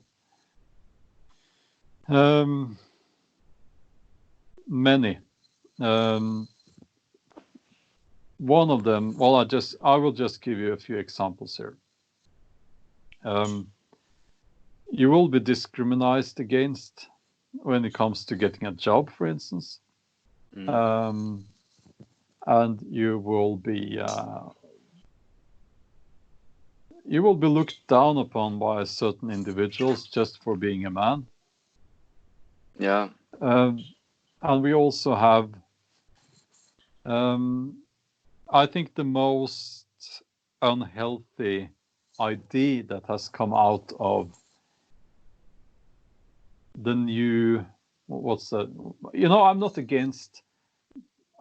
Let me just clear this up. I'm not against feminism as it was original, the original meaning of feminism. I do absolutely believe in equal opportunities. Yes. And, of course, I do. Me too, of course. Yeah. Yes. But it's what it's become now, which I have a problem with. But I think that feminism or a feminized society will not look kindly upon the traditional man. So on one hand, you have to, if you're a traditional man, or if you're, excuse my words here, but a real man, then you will have to constantly be. You will have an environment constantly where you are criticized just for being who you are. Yes. And you have to. Well, you should be who you are, because you will be attracting the right kind of women by being a real man, by being who you are. So on one hand, you have these nagging feminists telling you that you are just such a bad person just for being who you are, and then I can't. But then again, you have to understand, you can't. Not you, but as people need to understand. Yeah. Real men need to understand that they shouldn't change, because when they change, they will be criticized for that as well. For instance. Wow. Yes. Yeah, if you feminists, they typically believe that men they don't have emotions or they don't feel emotions as strong, which is a lie. It's just that men, they have learned that if you cry or if you show your emotions or weakness, Yeah. you will become a victim straight away, and women are the ones who take advantage of that, sadly. True. Yeah, and it's very sad, but it's they tell you, well, show your emotions, and if you're sad, then cry. Yes. Yeah. And if you Yeah. do, then they tell you to man up. Then you're weak. Yeah, then you're weak. Yeah. So yeah, don't show your tears in public. That's good advice for any man, and it's a sad fact. It shouldn't be that way. I cry quite often. I'm very emotional, but not in public.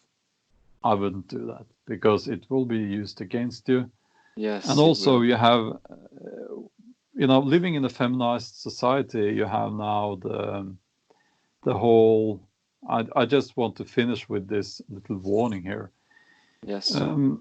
You had the whole sickly Hollywood. What's going on there? It's all, it's sick. And the Me Too movement came out of that place. And out of the Me Too movement came something different and something very sinister, which is the social media judge. That social media will be used to judge you. Oh yes! Wow! Yeah. Wow, Björn. So that's why if you have women who wants to hurt you, they can just say something in social media, and it will harm you. So that's why my advice to all men would be that you need to be careful, and you need to be. I think actually you shouldn't be like when I was young. You would go to a bar and hit on women. That's what you did.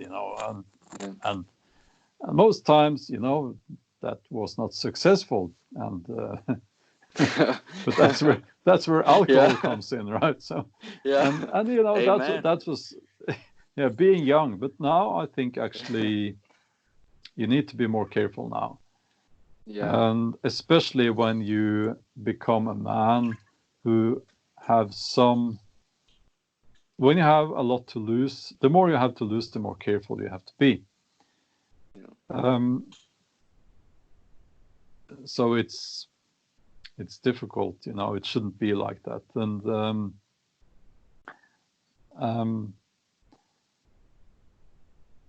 I'm in social media a lot, obviously, as you know, and so I'm careful just because of that. And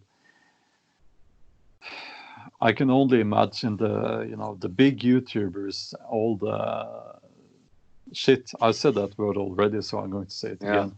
That is being made up, just lies about them, if they are men, And if you're in some kind of business where you have some kind of power, you need to be careful, because the Me Too movement, it became a tool for vengeful people, and it became something very ugly. So please, everyone, be careful, and don't go into a room with any woman. You need to be certain that she's not a bad person. That's my advice. I know that's very difficult to know, but we should all try and do our best in that way. You need to have a witness with you at all times, Someone making notes. Yes, this is what happened, Judge. So, that's perhaps a future occupation. I'm a witness. I'm starting to be a witness. Who knows? You said many interesting things there with showing emotions as a man and also being a man. If you if you are being a man, what we label as a real man, you will receive quite some hate and just for being that. Yeah. So, but if you conform, then let's call it what feminism is now, the feminist manifesto. You conform to that, you show your emotions, you are vulnerable and etc., and you cry in public, and then you will be seen as weak, and no woman will be attracted to you. Very few women will be attracted to you. And I think many men are being so misled these days that women are saying that I want this feely, vulnerable, kind guy, a Mr. Nice Guy, basically. But then those guys get so severely rejected, it's tragic, and they become so resentful, and they don't know what's happening. Like, I do all the right things, but I still get rejected, and I feel so hurt, and now I feel vengeful, So Yeah. Well, I slippery would say slope. that. Yeah, I would say that men should start to be more picky when it comes to women. They What should we should be look at for, Björn? least. Sorry, What should we look for? someone who hasn't been around the block 1,000 times. Yeah. And it's the brutal truth. It's the way life works. And I'm sorry to all the women who have been around the block quite a few times, and you know what I'm talking about. But it is just nature, and it is not an attractive thing. And if you talk with men, they will never tell a woman that. No. But it's the truth. And that's, I think, as men, we all know that. And yes, we do. Yeah, and we don't say that, but maybe we should start being more honest about that. Yes, perhaps it's time to be honest. It's late in the night, and we're keeping it real here, so let's continue to do that. And it's an interesting thing. I don't think promiscuity is good for men or women. I think promiscuity can hurt masculinity in a way that it sets you up to be a slave to pleasure, to be a slave to the vagina in a way. Do you get my point?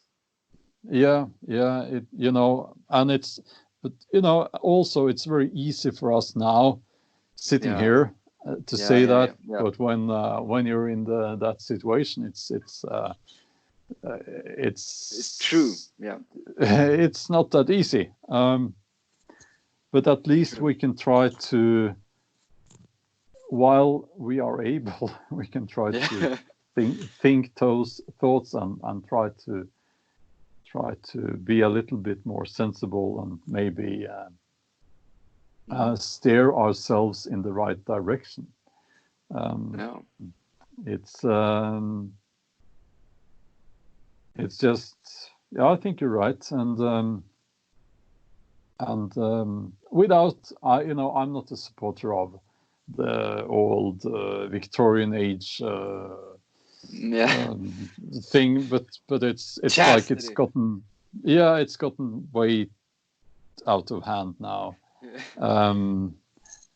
and so we have women now who expect that the past doesn't matter, and they expect that when they decide that they are finished with this phase of their life, then all the men are just expected to accept that.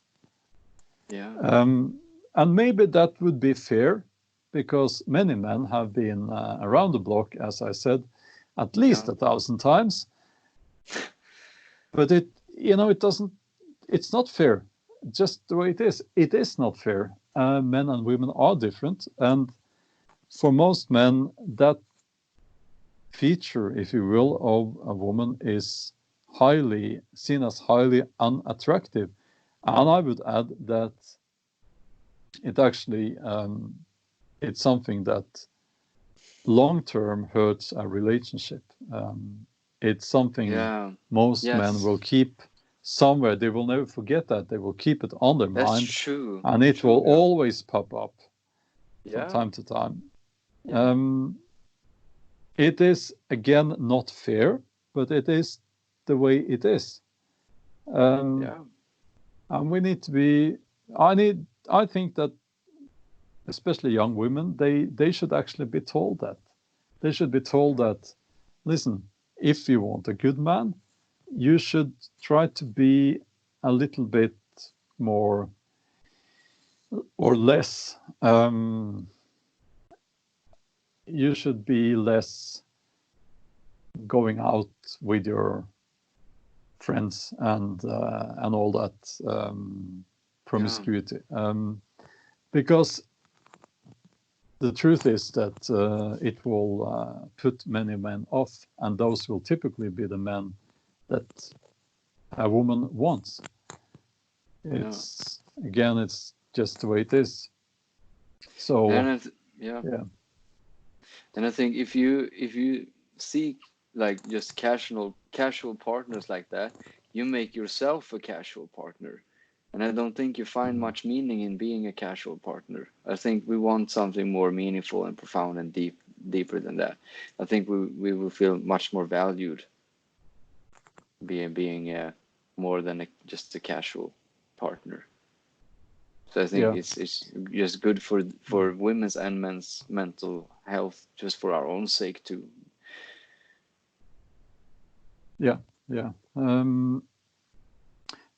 Again, I would be a hypocrite if I said that, I'm not trying to be, it's not about the morals, it's about nature. That's the way I see it. It's just nature and the way of the world.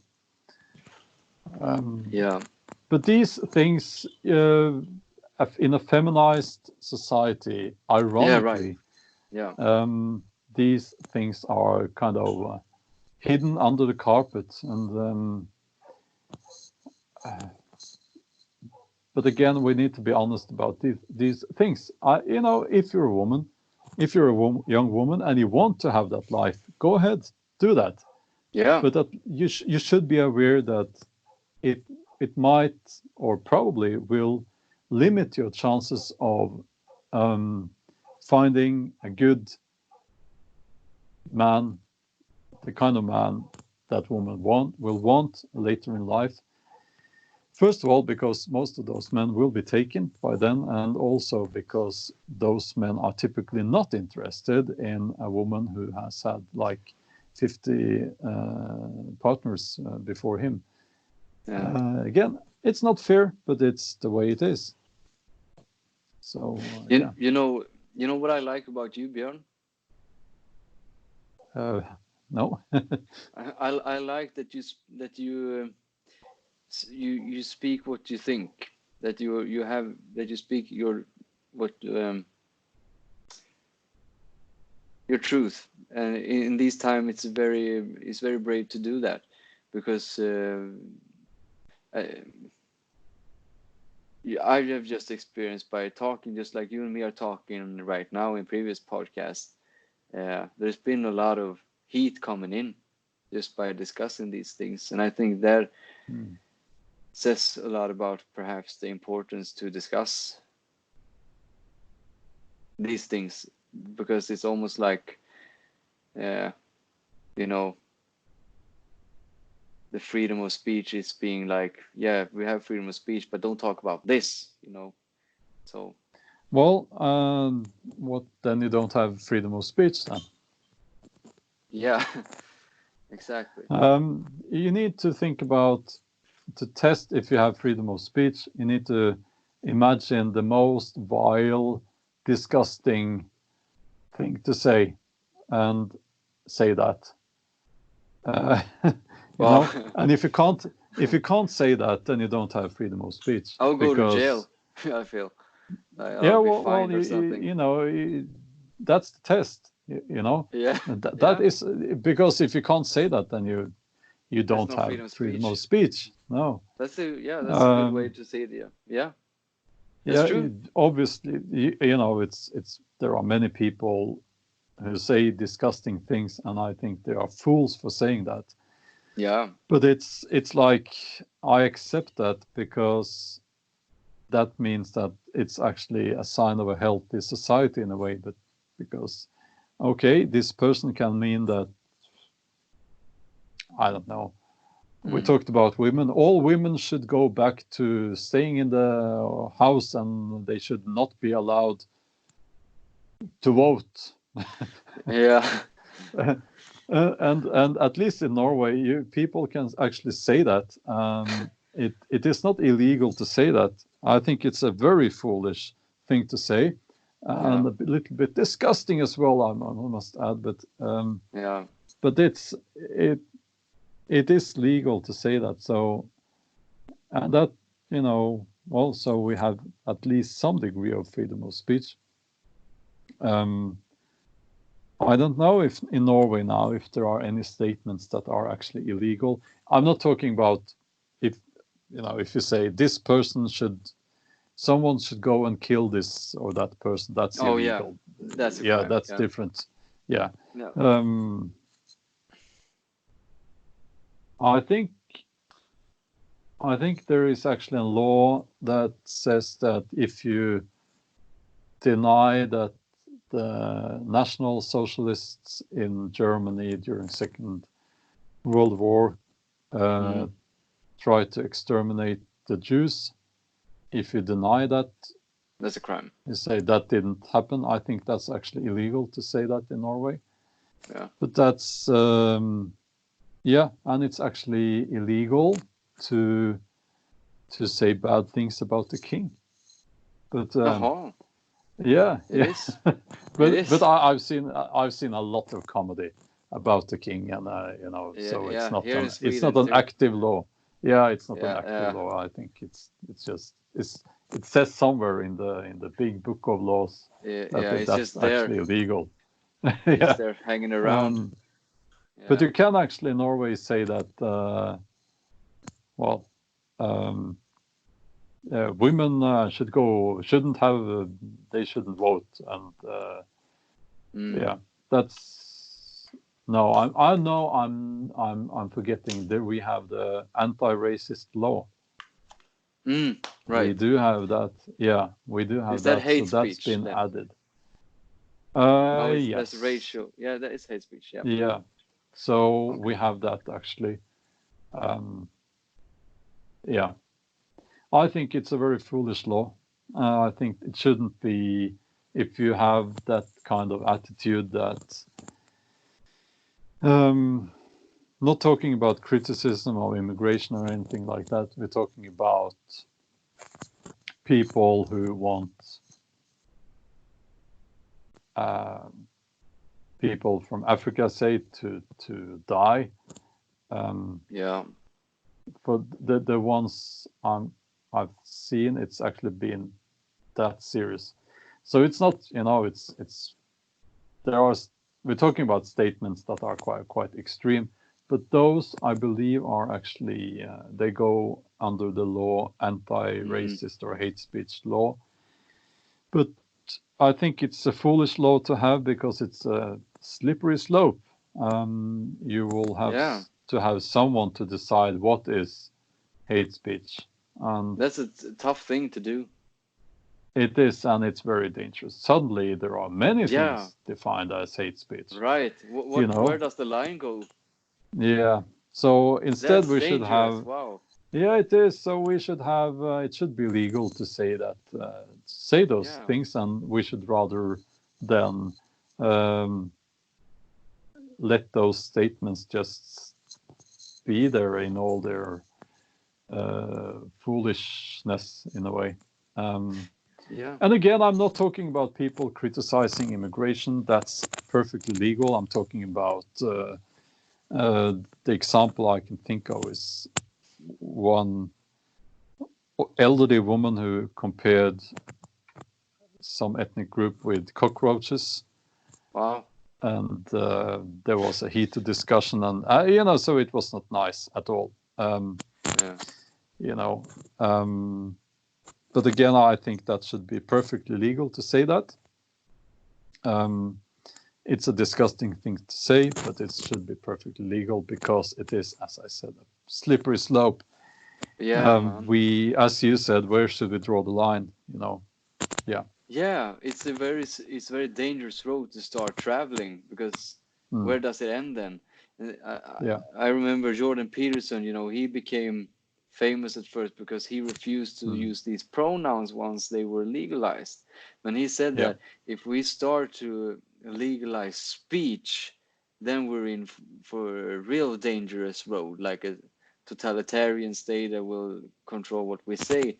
And it might seem, it might seem at first glance, that it should be illegal to say these racial slurs. It should be illegal, and at first glance, like, well, that's a good thing. But when you just think about it, just as you elaborated here, like, wait a second, okay, if we start this journey first, like, where do we draw the line? Who decides where the line is drawn, and how long will this road continue? Yeah. So it's best we shouldn't even be there on that road. No, and it's actually the same when it comes to the laws that comes into play now when you have women reporting that men have been. I don't want to use the word again, but assaulting them in a way, so that you will have now, and I don't think it's like this in Norway, but I think it's like that in Sweden, if I'm not mistaken, that you actually have many things now that go under assault, like, a physical assault is an assault, right? But then also you have being a little bit too verbal and direct. Being an assault, and that's not an assault, so. Right? It is not. It's something different. But to me, an assault is physical. Physical, yes. Obviously, should be punished very, very hard. But it's very dangerous to expand those, and when you expand those terms, then you take away their meaning in a way. You do, actually. Verbal assault. It's strange to put the word assault there. Yeah, well, that's harassment, right? That's something different. Yeah, exactly. That's different. Assault means inflicting like damage, attacking someone physically.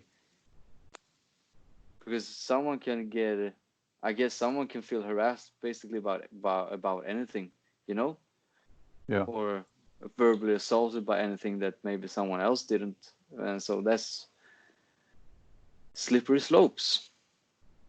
It is. So in that Gillette commercial, they tried to. You mentioned that guy who came out of that store. Yes. He tried to walk after this attractive woman, and the hero stopped him, and he said, "No, that's not okay." Yes. And well, why?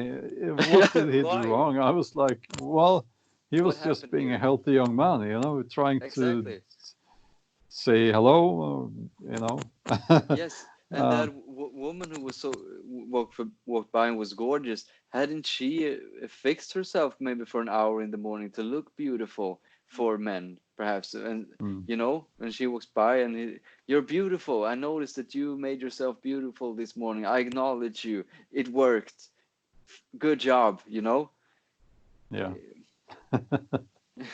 It's I've been told that women actually they put on the makeup and they do their hair and fix not fix, but they make themselves look as attractive as possible, mostly as part of competition with other women. Mm. That's very interesting. It's not to. I think it's a bit of both, but the theory is that there is always this competition going on between men and between women, and women actually compete with each other by how they look and appearing as the most physically Beautiful. attractive. Yeah. So I think also there is the fact that they want to attract the attention of men, but I think there's a little bit of competition going on there. Yeah, that makes sense. Yeah. Makes sense. We do that too, you know. We do. Yeah. Yeah. Mm. It's like a mating strategy, in a way. Yeah, because it's very natural that the males will choose or try to choose the females that look the healthiest and who have the features that we associate with being able to give you an offspring. It's very basic. Yeah. Interesting stuff. Yeah. Okay, Björn. What can we expect from you in the near future? Any upcoming projects? Anything to add? Well, yeah, I am writing my novels and I'm making my videos, and yeah, we'll see what happens. Well, I know what happens. I will be making videos, and I have a deadline for the next novel, and so there's a lot of things going on. Yeah, I upload videos on my channel every week. So I haven't made the video for next weekend yet. So yeah, we'll see. And on YouTube, everybody can find you at Björn Andreas Bull Hansen. Yes. And your books, where can we find your books? In the stores, in the bookstores. The first, I think only the first, but they are translating the second as well now, of the Jomsviking novels into Swedish. And there's a list on my website. Maybe you can link to that in the video description. Yeah, absolutely. Where I update the list on which of my novels are available in which countries. Yes, I read that today. Actually, I saw it. Yeah. Yeah. So I will put the links to the books in the description, and also to your YouTube channel, so people can easily find you. And thanks a lot. It was an honor to talk with you, Björn. It was very interesting. It was very fun to talk to you. I feel like likewise. Yeah, a brother Viking, and I felt that that connection to you. It was very pleasant to talk to you. It was a very good chat we had. So yeah, I want to thank you for that. And finishing words. Like the video if you like the content, subscribe, comment if you had any thoughts, any discussions are welcome in the comments section. And thank you, Björn, and well, thank you. Perhaps we'll see each other in the future again. Yeah, absolutely. Take care in these Corona times, and we will see what happens. Oh yeah, yes. Take care. Stay safe. Bye-bye. Stay safe. Bye-bye.